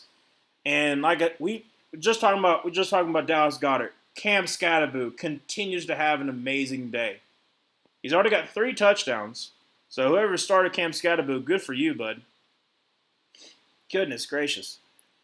I wonder if this gives head coach and GM a few more games. I also wonder if this screws him over with tank time comes to bite. Well, the good news for the Giants is you basically already got your next year first with Jackson Dart, if you want to think of that in a roundabout way. I'll talk about it in a second. From the 43-yard line, going to be a handoff once again to Cam Scatterboo, who cuts back into the 45, up to the 50, and pounding through for about 11-yard gains, another first down for the Giants. And 5:50 left to go in the fourth. The game is pretty much over, but Cam Scatterboo just is racking up yards. I mean, he's at, like, right now, 16 rushes, 83 yards, and 3 touchdowns. Dude, 3 touchdowns. And you can just look at the side right now. A.J. Brown and Devontae Smith both just physically upset. Look at how happy Brian Dable is. He's just so relaxed. He's like, my quarterback's not in concussion protocol. I'm not getting to it, thankfully. Going to be a handoff to Cam Scatterboo once again, who is he's going to get like a yard. So 2nd down and 9. But yeah, like I said, what was I talking about? Oh yeah, Shane Beamer. I think it sucks that like basically his best chance of making it to the playoff kind of like went awry. I think that they'll probably have like maybe some more good seasons, but I don't think it's going to hit the high that it was last year. But like I said, I think it should be fine for South Carolina and have some pretty big wins because he's that kind of head coach. And the fan base seems to like him too. The fan base is understanding this year that they're unfortunately not doing what they were hoping for, but it's still understandable. So the timeout was called by the Eagles. So it's 5:11 to go in the fourth, 2nd down and 9. Right now they're showing Joe Shane because Joe Shane just like, thank you so much, Cam Scatterboo and Jackson Dart for saving my butt. I wonder if Dabo sees Jackson Dart as his early Christmas present. Going to be a handoff to Scatterboo, who gets up to about the 41-yard line. So again, they're about 3 yards. And it'll be 3rd down at about 6. I was saying earlier about the first-round pick tank time. Like I said, you need a lot of help. But you basically were able to trade back up and get Jackson Dart. So that's like basically like if you want to think in a roundabout way, oh, well, we got another first-round pick, and that could be our first-round pick, and he's developing. So you just take best available for the Giants. That's what I would do. Is you need more talent, just take best available. Probably more so on offense. Probably offensive line. And honestly, like I said, the offensive line class this upcoming year, I feel really good about. Feel good about the top 2 centers. I feel okay about the guards, but I feel really good about the tackle class. So 3rd down and 5 from the 41-yard line. Jackson Dart under center. Going to send Wanda Robinson to motion. Going to be a bootleg Going to throw it to Cam Scatterboo, who's going to get the first down and out of bounds at about the 33-yard line. Hit by Makuba. As a first down 10 for the Giants. However, the clock is stopped because he went out of bounds. 5 minutes, and apparently there's a flag thrown. What? Wait. Are they calling? Oh, Saquon, who we got? Scatterbo? Okay. Are they calling a penalty on Scatterbo?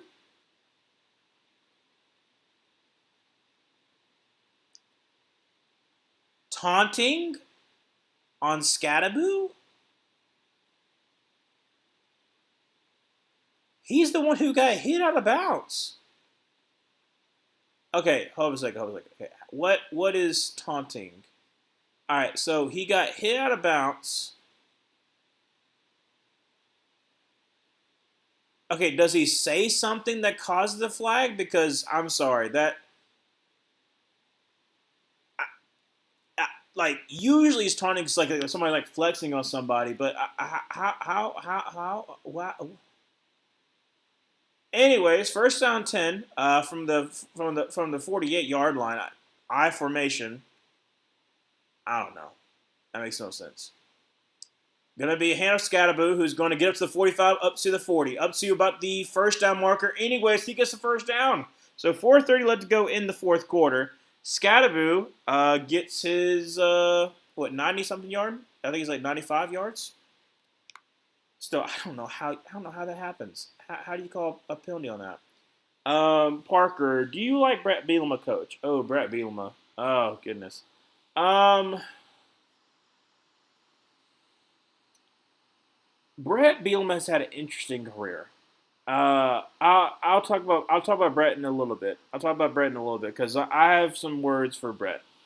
So I formation for the 38-yard line.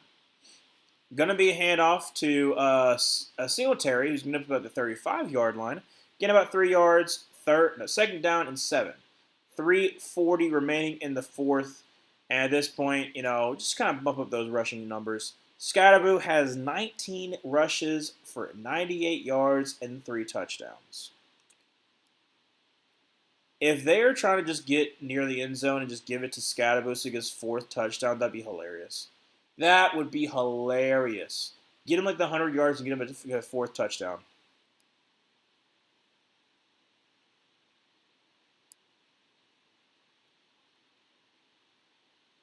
Jackson Dart, once again, under center, I formation.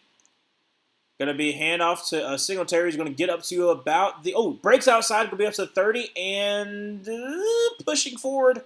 I think he might get it. Let's see, it depends on the spot. Yes, he does. Great job there by Singletary. Keeps on pushing through. That's another first down for the Giants. 2:46 left to go in the fourth quarter. One more play before the 2-minute warning. But yeah, Brett Bielema is an interesting person to talk about because you have Wisconsin before he went to Arkansas. And at Arkansas, built one of the most dominating offensive lines I've ever seen in my life. That's like Dan Skipper, Frank Ragnow, trying to get other people. Like basically everyone who was like 6'6" and above, like over like 340 pounds, like just the absolute biggest offensive line I've ever seen in my life. Alex Collins run behind that. Them defeating Ole Miss that literally would have, if Ole Miss hadn't have lost, would have made it to the SEC championship game in, I think that was 2015. Would have made it to the SEC championship game, and Ole Miss has never made it to the SEC championship game. So without Brett Bielema, like I said, that streak would have been ended. But it sucked for Brett Bielema for like the way that it ended because he got fired, if I remember, on the field. Like the game had basically almost gotten done, and they had made a decision they were going to fire him, and I think he got fired on the field. It was a bad year for Arkansas, but what was even worse was after he got fired, the person they replaced him with was the absolute worst choice you could possibly do. And, 3rd and 1. 3rd and 1 from the 31.5-yard line, and Dart's is going to get it, like, basically on a QB sneak. But it was Chad Morris, who I know of Chad Morris because he was the offensive coordinator for Auburn for 1 year because Gus Malzahn wanted to give him a shot. But Chad Morris is one of the worst head coaches I've ever seen in my life. That was when Arkansas lost to North Texas and was constantly like a 2-win team. Like just put them down in the dumps, like terrible for Arkansas. And so I have some feeling about Brett Bielema and my memories of them being really good, are being solid, and then at Illinois, him him and Shane Beamer and all that whole entire situation. Like I said, that was a weird experience of two head coaches trying to fight each other. Um, but yeah, like I said, I don't hate him. I don't hate him, but I think he's just a solid head coach, just solid. He's not anything too special. He's just solid. As a Falcons fans, I feel very uncomfortable with big leads. I wonder why. However, I feel safe to say this game is over. Couldn't be happier that my pick'em was wrong. Yeah, like I said, I picked the Eagles.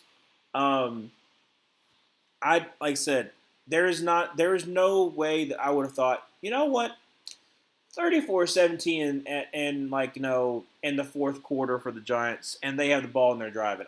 Like I said, I don't care how like I don't care how much you could have told me.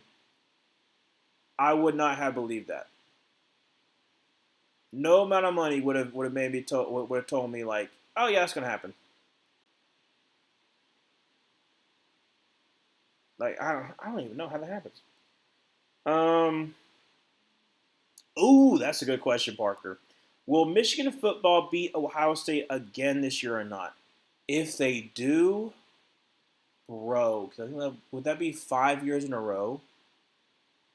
I think that'll be 5 years in a row. If Michigan beats Ohio State for a fifth year in a row, even though Ohio State won the national title last year, they're still like a little bit of an asterisk. I know like Dave Portnoy like puts that up there. Still can't be Michigan.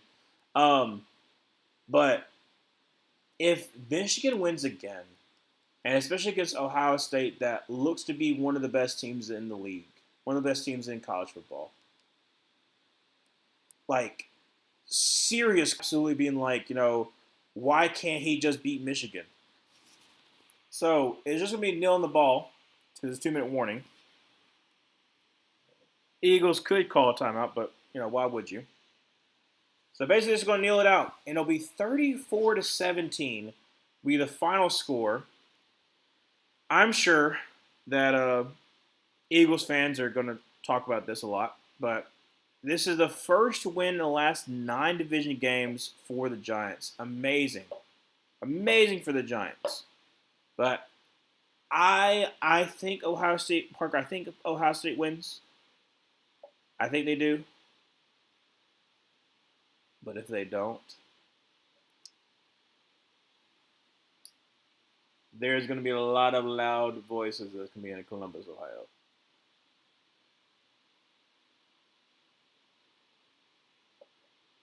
Because I do think that Ohio State's going to win the Big Ten. If they lose to Michigan, just saying, it's not going to be pretty. Do you think the Texans messed up passing on Josh Connerly or Simmons? The O-line is terrible, and they pass on solid tackles. Well, Arante Ursary, who was the tackle they took from Minnesota, who I liked because I said his footwork is good for the big guy that he is. But a lot of times he kept getting in trouble of getting over his feet. Like his footwork was good, but then he would basically do a lot of leaning, and he didn't need to because he was in position, and so it caused him some problems. Well, the last couple of weeks, he's actually been playing pretty decently. He's been left tackle, and I think that because we like Luke and I have had this conversation before about what should be like the thought process for the Texans, in like thought process for the Texans down the line. The cameras are surrounding are just surrounding Jackson Dart. I think they just said he's the second rookie quarterback for the Giants to beat the Eagles since like Tidwell in like the 1950s. So that's impressive. Um, what is Sam? Oh yeah, talking about the offensive line for Texans. So obviously, like Titus Howard's been there for a while, and so they could retain him or they could go with a different option. I think that the Texans might try to go after Connor McGovern if he is not retained by the Bills, because the Bills are going to be kind of tight on some of their um, are going to be kind of tight on like their uh, budget. So if Connor McGovern wants a big payday, I would expect the Texans to go after him. So they feel good with Ursery. You have Ursery, McGovern.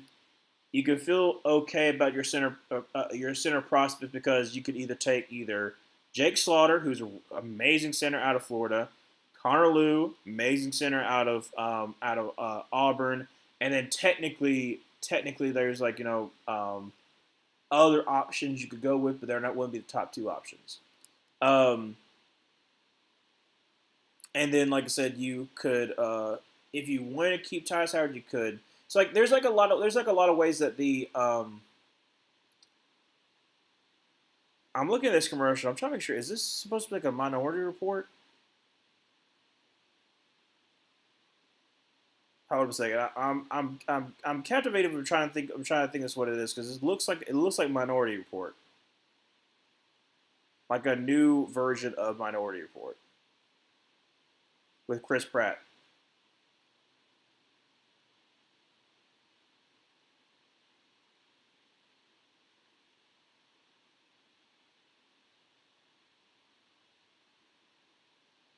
I'm sorry. Uh, I was watching, but like I said, I'm interested to see how it goes with in the off season. But I think so far they're doing fine. Like I said, so far they're well, I don't want to say they're doing fine. There's some pieces that you can look at and be like, okay, you know what, they're fine for the future. They just got to invest a little bit more. And unfortunately, like that's one thing that Casera just hasn't been able to actually do, and that is build a good offensive line. So maybe they'll look for somebody. Maybe they'll look for somebody in the offseason to hire and try to find like a good offensive line. Because so far they just haven't been able to do so. It's called Mercy. I don't know. It looks like Minority Report. Oh well. Yeah, I don't think they made a mistake because you got Jaden Higgins. They were trying to get Donovan Jackson. That's the thing. They were trying to get Donovan Jackson. He goes unfortunately to the Vikings, and so that's the reason why they traded back. But they were able to get Jaden Higgins, who, like I said, if they can actually have a good offense coordinator, could be able to actually work with Jaden Higgins, Nico Collins, Jalen Noel. Next year when they get Tank Dell, like I said, they have some options for C.J. Stroud. It's just the offensive line's not good, and the play calling is terrible. Like Nick, I don't know. Like I said, I wanted to have faith in Nick Haley, but looking back on it now, why was he the option that you decided to go after instead of going after like Clint Kubiak, who like D'Amico had like experience working with Clint Kubiak. Like it wasn't like, oh well, they didn't know each other. No, they had worked together before when they were in San Francisco. So I don't understand why they didn't at least interview him. That's something that both Luke and I have talked about. We don't understand why he wasn't even interviewed because Clint Kubiak had been amazing for Sam Darnold at Seattle. I'm not saying that it would be like immaculate because I said like the offensive line still a problem, but like they would at least be using Nico Collins better. So yeah, Eagles head coach with his signature confused look. LOL. Yeah, yeah. Old Nick Sirianni. Will South Carolina football beat LSU this Saturday? It would be fun if they did. Be like a little bit of revenge. Um, I feel like LSU's defense is going to be the difference here. I think LSU's defense is going to be the one that kind of keeps them in check. LSU is just also like they just can't run the ball, and it's causing some problems because asking a lot of Garrett Nussmeier, who's had a bad year so far. Um, so not only has he had a bad year, you can't run the ball, offense anemic. Your good wins that you did have doesn't look good anymore with Clemson. So and like yeah, you beat Florida, but you barely beat Florida, and Florida gave you 5 picks, and you barely beat them. So I don't feel very comfortable with trying to have faith in LSU. I think I picked them to go 8-4 because like I just didn't have faith in them, and I don't have faith in Brian Kelly.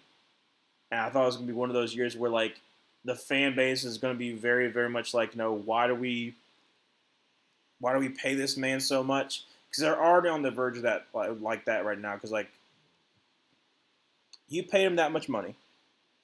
I'm talking about Brian Kelly, and you haven't made it to the playoffs yet, and that's expectation. The expectation to make the playoffs, and you haven't.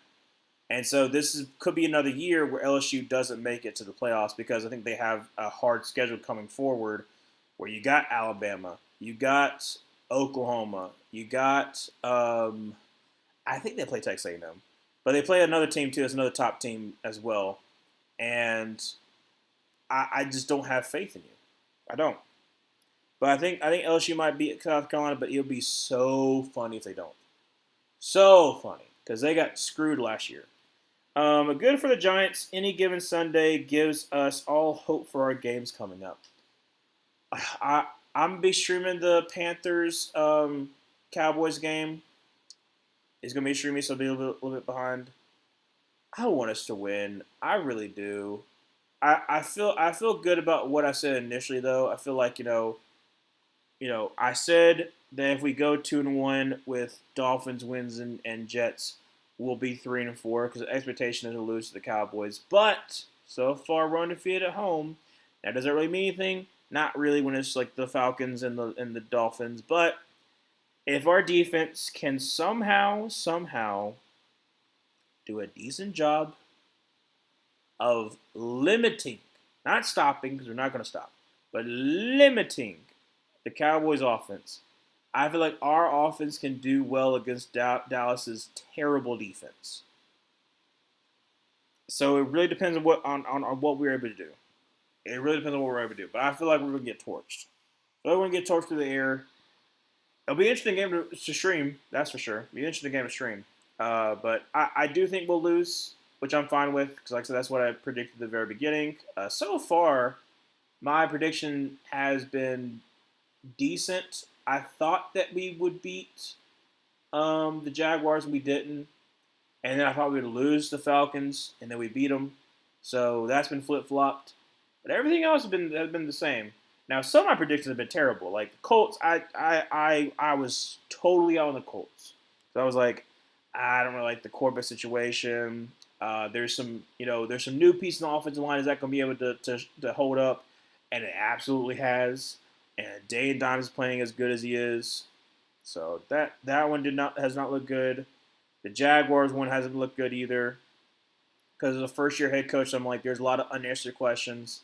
So some of my predictions have not looked good, but some of them. Oh, also the Ravens. Now the Ravens one, that one hasn't looked good, but like I couldn't have foreseen there be as many injuries as there is, and yeah, and also Derrick Henry getting arthritis. I didn't see that happening, where he's a fumbling problem. That's my theory. Is he's got arthritis in his hand, and so it's easy to kind of punch it out. But yeah, I don't know. Oklahoma beat Texas. That one is the hardest one that I've had to think about because it's Hawkins who's the quarterback. Unless Mateer came back, which they were trying to say that he was able to come back. I don't think he is, but if Mateer is back, then sure. But if it's Hawkins,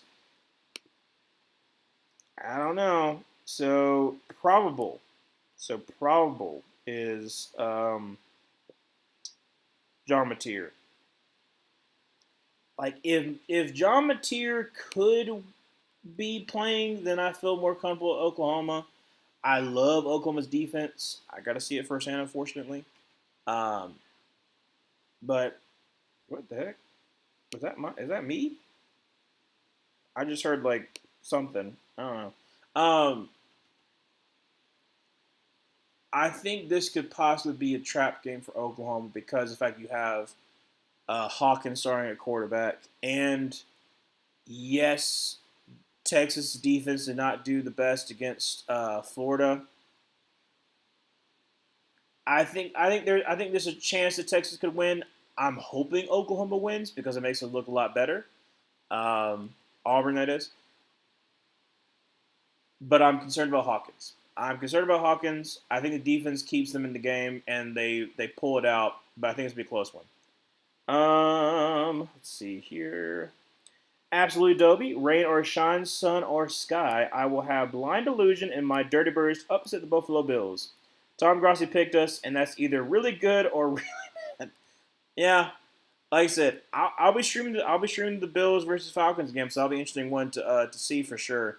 Um, I think I picked the Bills, but I picked a close game. I picked a close game. I was like the Bills try to bounce back, um, and but if the Falcons win, that'd be nice. What's the score? Sorry, Josh. Rachel's not gonna be happy today, but the Eagles got absolutely trounced by Giants, 34-17. Giants win. It wasn't really close. Uh, Jackson Dart, who is the quarterback for the Giants, played a really good game. Cam Scattaboo, the running back, had 3 rushing touchdowns, and yeah, no, it was not a good game. It was not a good game for the Eagles. Now, Parker, I do not know who Narduzzi? Pat Narduzzi. Who is Pat Narduzzi? I said there's some coaches I'm not gonna know who that is. Pat Narduzzi. Oh, Pitt's head coach. That's his name.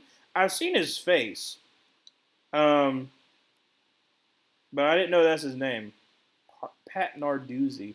Um, he was at. I just looked him up. So he was a defense coordinator at Michigan State when Michigan State was good, but he's been there since 2015. So he was there when you had Nathan Peterman and you also had James Conner, who just got hurt about 2 weeks ago. Upset Clemson.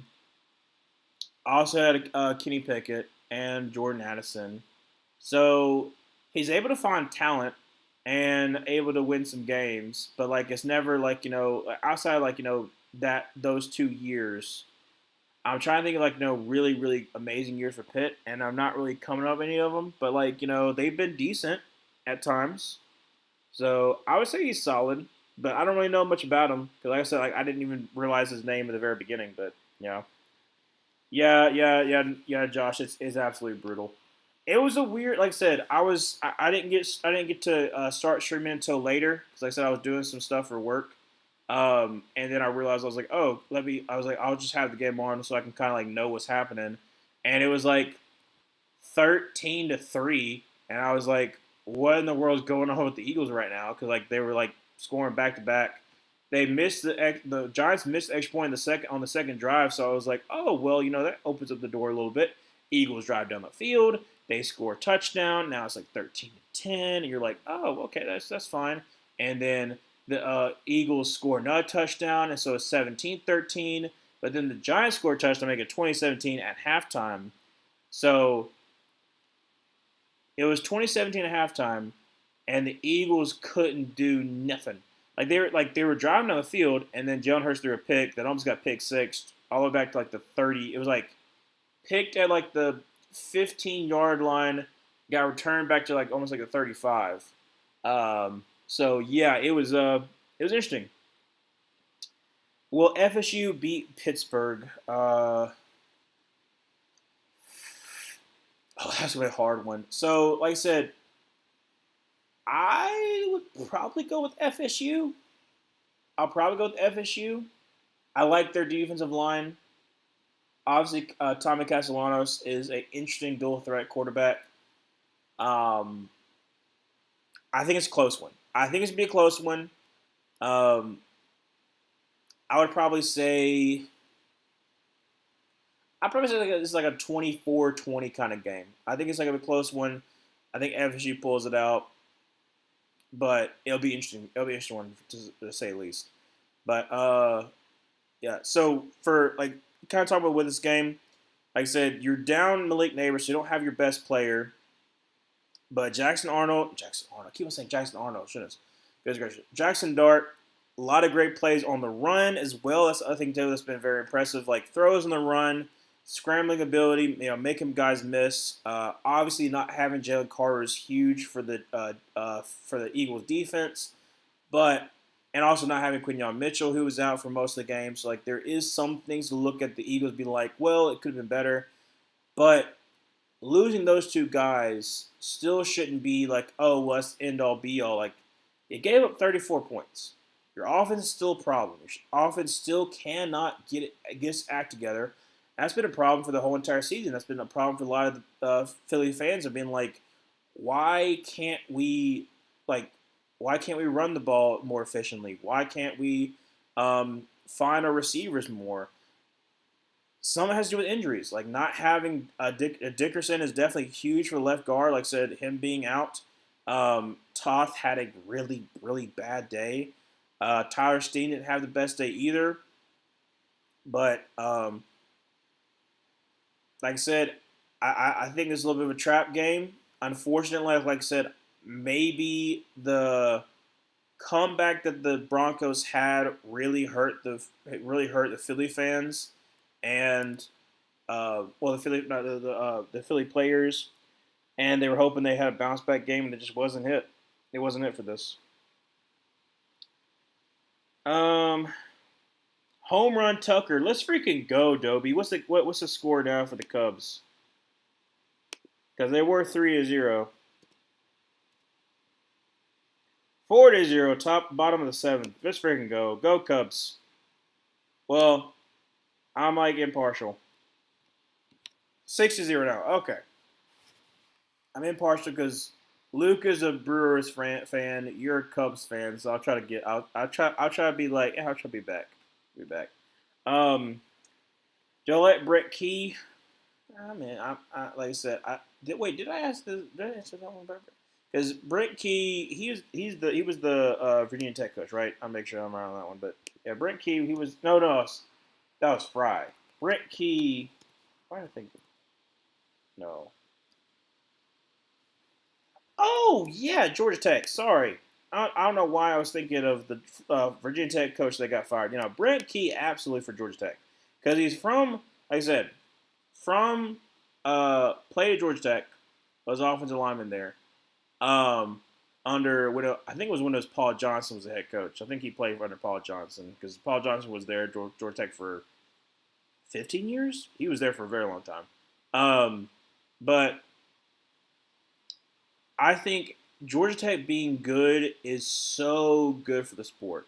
And the reason why I'm saying that is because of the fact that Georgia Tech against Georgia, if you're actually able to have Georgia Tech be good, those recruiting battles is going to be huge because, like, yes, Georgia has really good programs too, and like a lot of people like overlook that fact of being like, oh well, if they're ball players, not really trying to play school, and I'm like, yeah, but like some of it still happens for some of the players who are looking for like what they're going to do after playing career, even if they make it to the NFL, what's going to happen afterwards.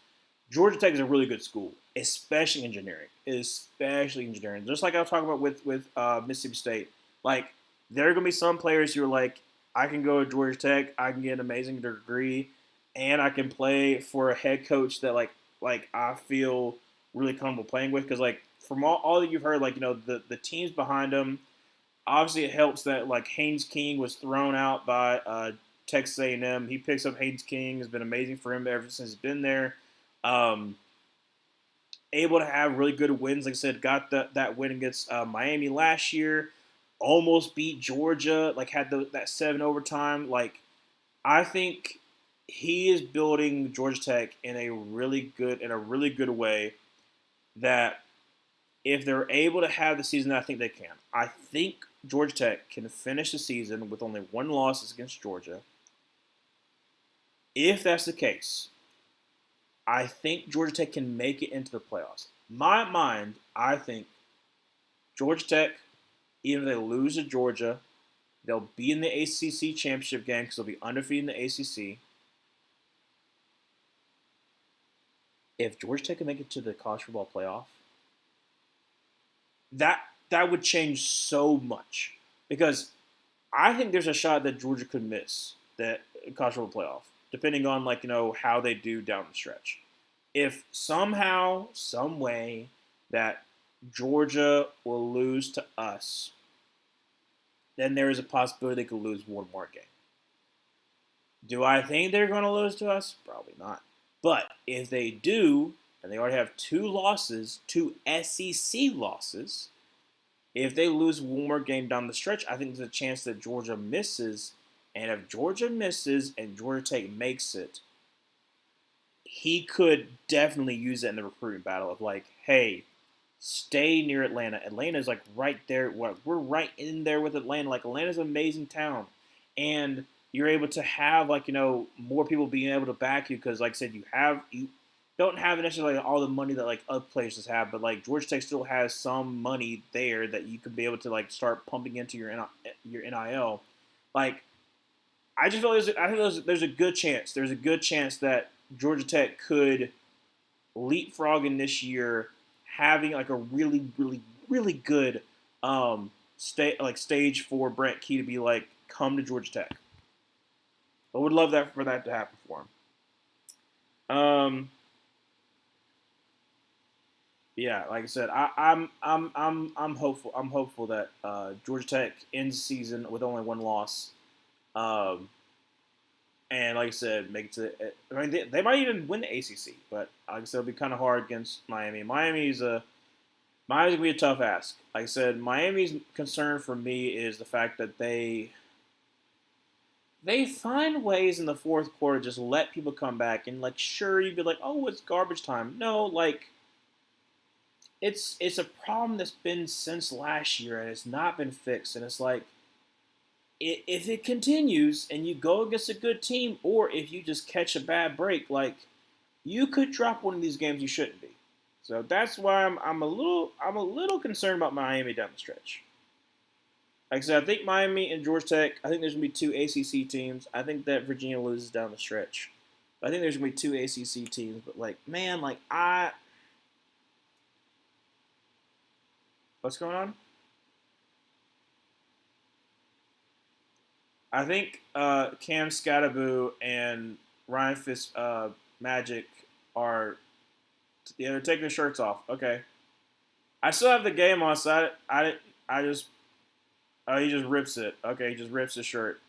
Very nice. He's got a really bad farmer's tan up top. Cam Skattebo's got a really bad farmer's tan up top.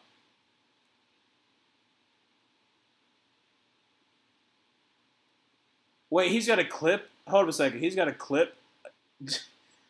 Ryan Fitzpatrick has a clip on his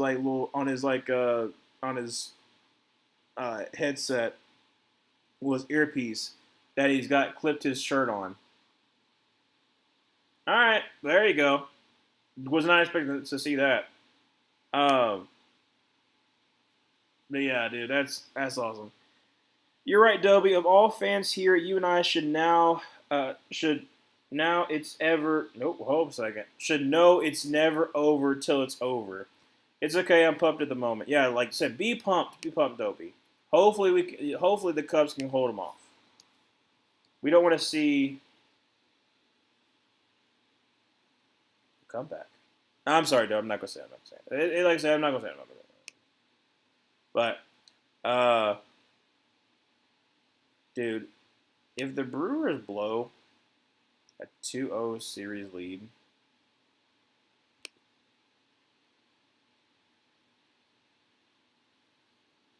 they're never gonna hear the end of it. They're never gonna hear the end of it if that happens.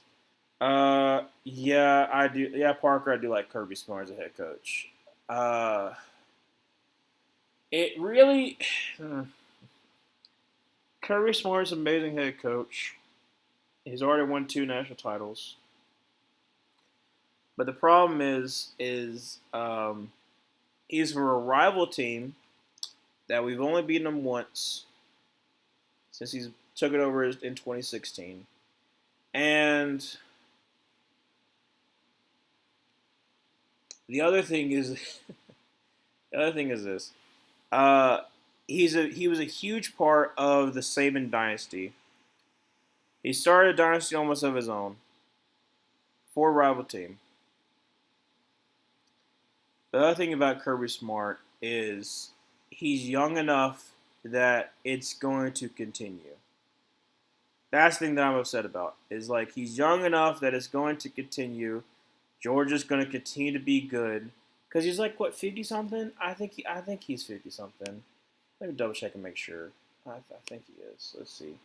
Kirby Smart, are you 54? I think so. Let me just check and make sure. No, he's 49. He's 49. So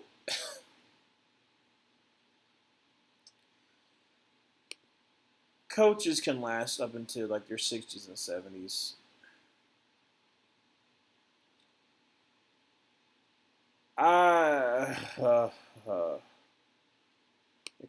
It kind of brought me down a little bit. Yeah, he is unfortunately going to be the head coach for Georgia for quite some time. But yeah, I know he's an amazing coach. He is. He is an amazing coach. Here's the third best awards in sports. Game 5, and the Cubs winning. There you go, Emmanuel. Do I like Hugh Freeze?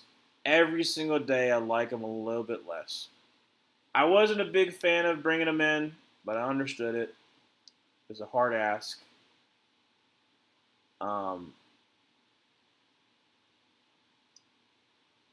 I'm hopeful for the season for Auburn.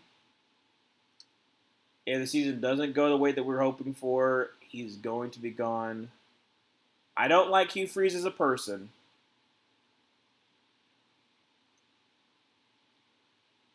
I'm trying to think of positive to talk about. But at least we got our recruiting better. Obviously, this year's recruiting class didn't look all that good, but at least it's better than what it was. But yeah,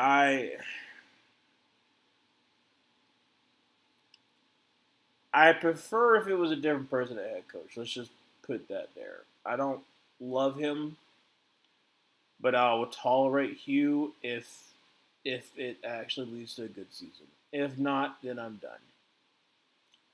Because I've tried to defend, like I said, the back-to-back losing seasons. Um, but with the talent that we have, if we have another bad season, which is a possibility, then no, I'm not defending him. Seeing the fact that Kirby Smart's only 49 years old and thinking about how Auburn is, I'm not dreading Saturday. I just want to win. That's all I want. All I want is a win. That'll be like a nice little gift. Just give me a win. So I'm not having to think back to junior year of high school was the last time that Auburn beat Georgia.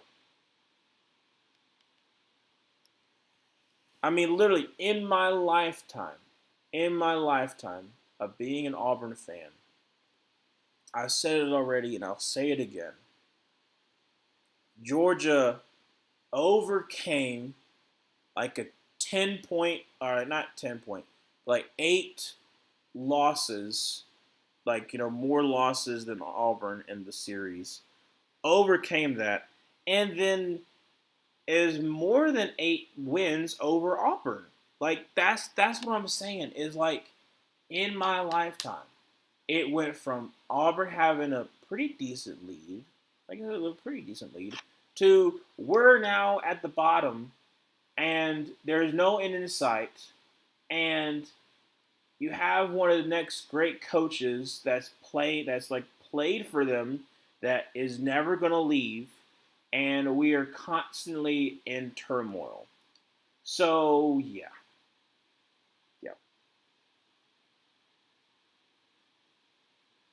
Not unfortunate for me, Ryan. Go Dogs. Yeah, Emmanuel. Yeah, yeah. Yeah. I'm sure you'll be here in the stream for the Auburn Georgia game.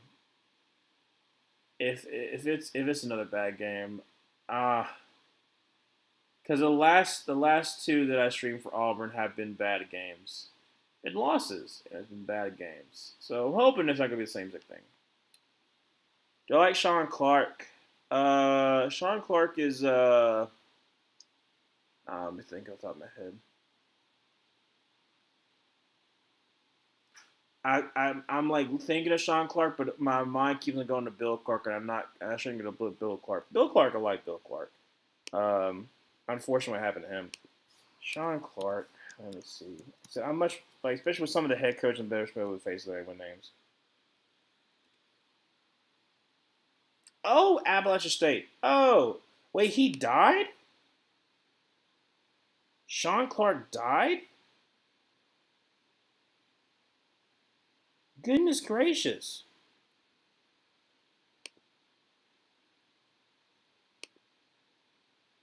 Yeah, he died in September this year. Literally like 3 weeks ago.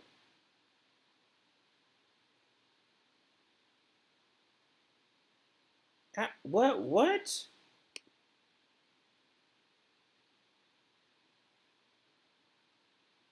It doesn't even say what happened. It just say he died unexpectedly.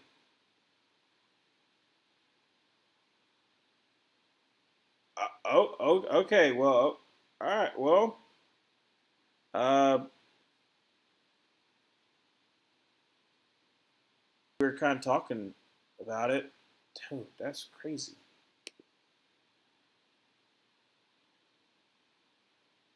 I do my darnest to watch, but I'm at work if the game starts at 12.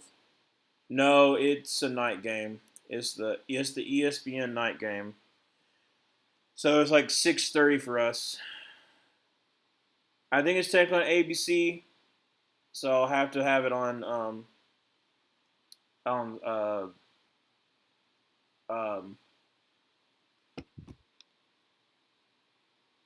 Stream East. But yeah, no, like I said, I want a win for Auburn. I want to win for the Panthers, but I'm probably gonna get neither.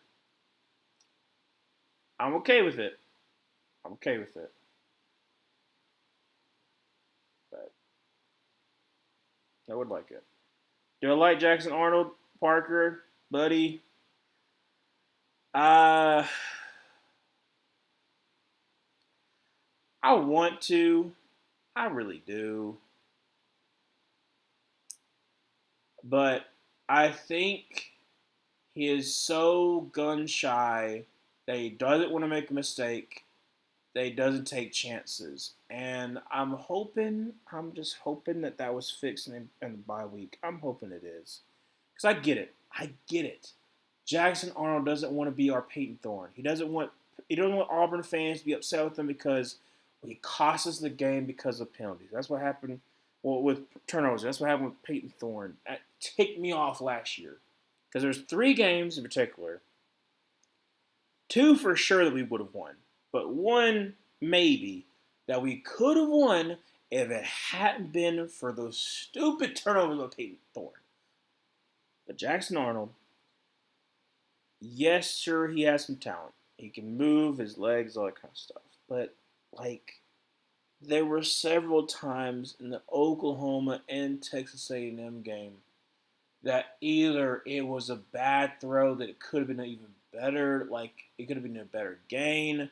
There were a couple times when he underthrown Cam Coleman in that Oklahoma game.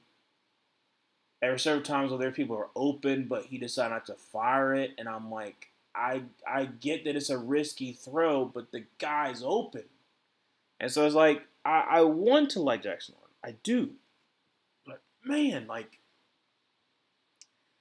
I just want decent quarterback play. Not even good.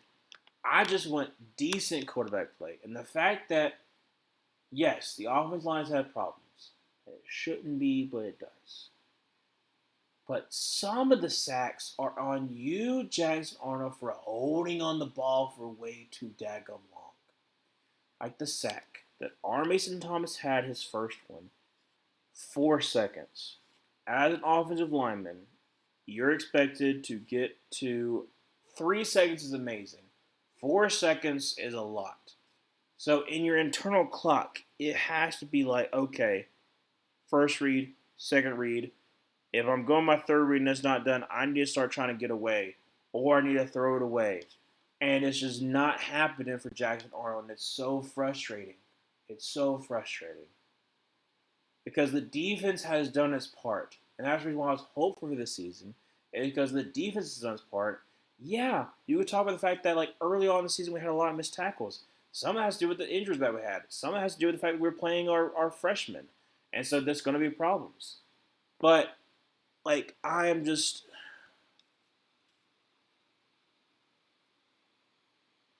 not mad that we're 3-2. Because I expected us to be 3-2. But it's the way that we're 3-2 that's frustrating. Because it could have easily been either 4-1 or 5-0. Especially talking about the Oklahoma game. Because of the fact that you could talk about the penalties, you could talk about whatever you want to talk about, but the fact still remains: we were down 5, with 4 minutes left to go, opportunity to win the game, and instead of going forward, penalties, sacks, safety, game over. I streamed it, I watched it, and the fact that so many Auburn fans kept on talking about the penalties, I get it. I get that it was a badly called game. I get that like you hated the fact that we had the turnover that wasn't a turnover, all that kind of stuff. I get it. But the fact still remains is that you had the opportunity to win and you didn't. So own up to that fact. Instead of being like, oh, poor pitiful me, own up to the fact that we had the shot and we couldn't take it. That's how you lost. And so it's a mixture of like, trying to be an Auburn fan where like a lot of Auburn fans are so toxic and so much like, oh, the world's against us. No. You had opportunity, you missed it.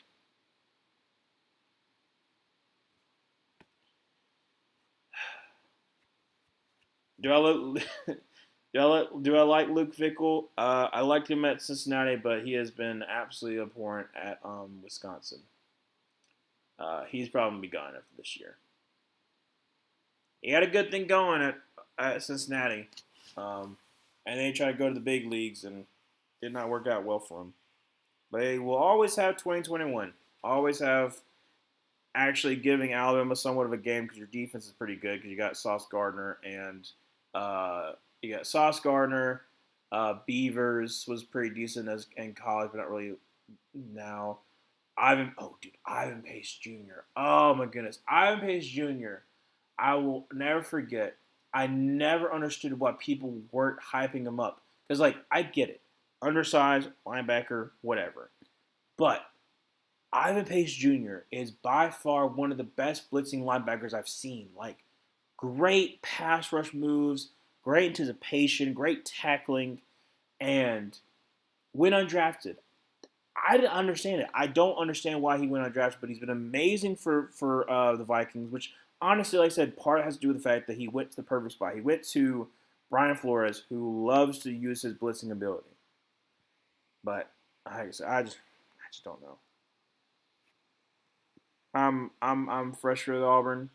I want us to be good, but the fact that I was at Auburn for 5 years and we never had a winning record sucks so much. So much. I mean, we technically had like 6-5, but like in 2020, but like you know, it wasn't good. Tony Gibson, I'm not sure who Tony Gibson is. If I'm be honest, I'm not sure who Tony Gibson is. Um, who is Tony Gibson?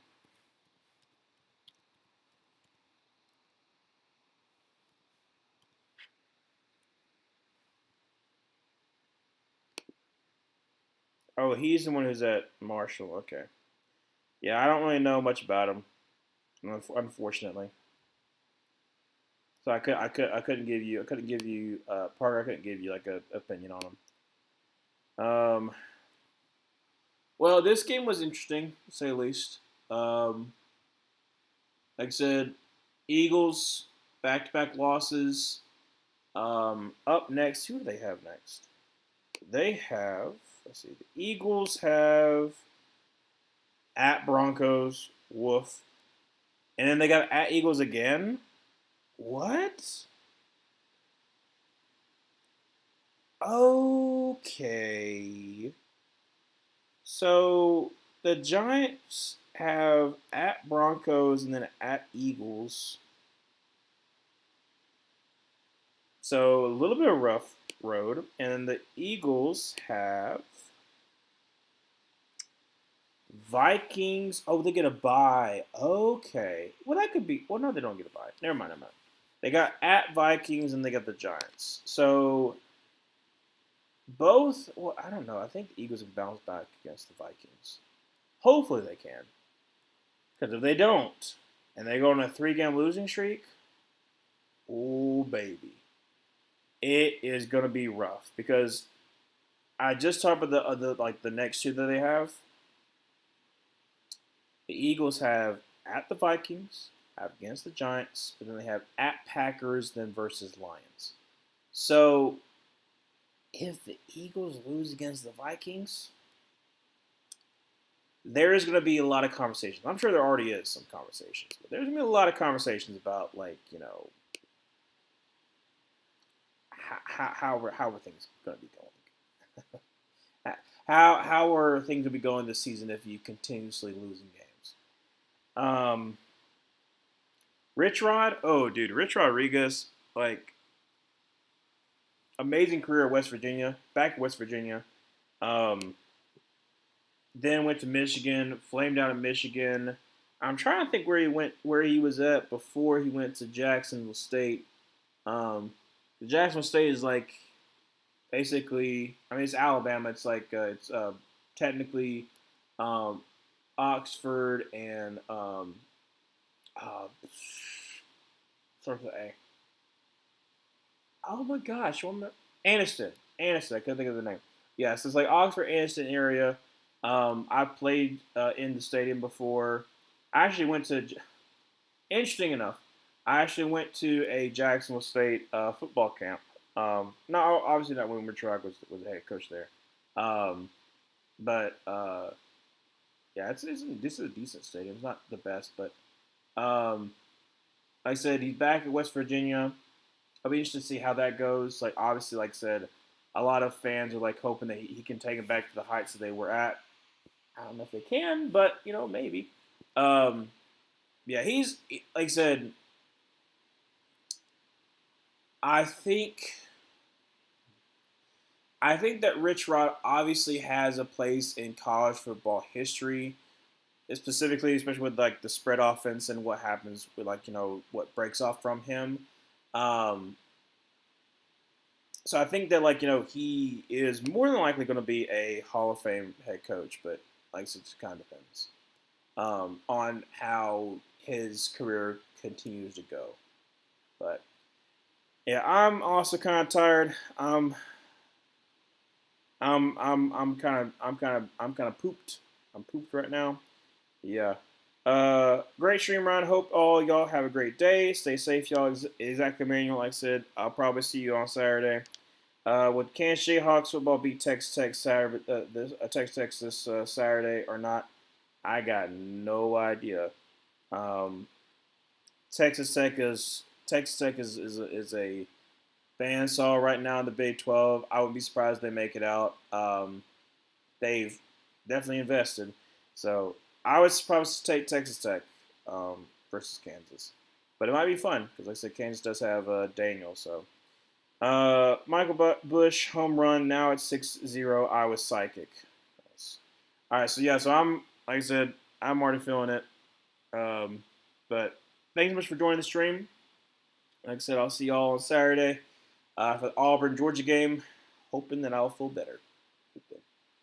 Last one, USC will beat Michigan on Saturday. Would love to see it happen. Would love to see it happen. 'Cause I think, like I said, I would love for USC to beat Michigan and Michigan beat Ohio State. That would be nice. But who knows? All right, well, I'll see y'all on Saturday. Quite tired.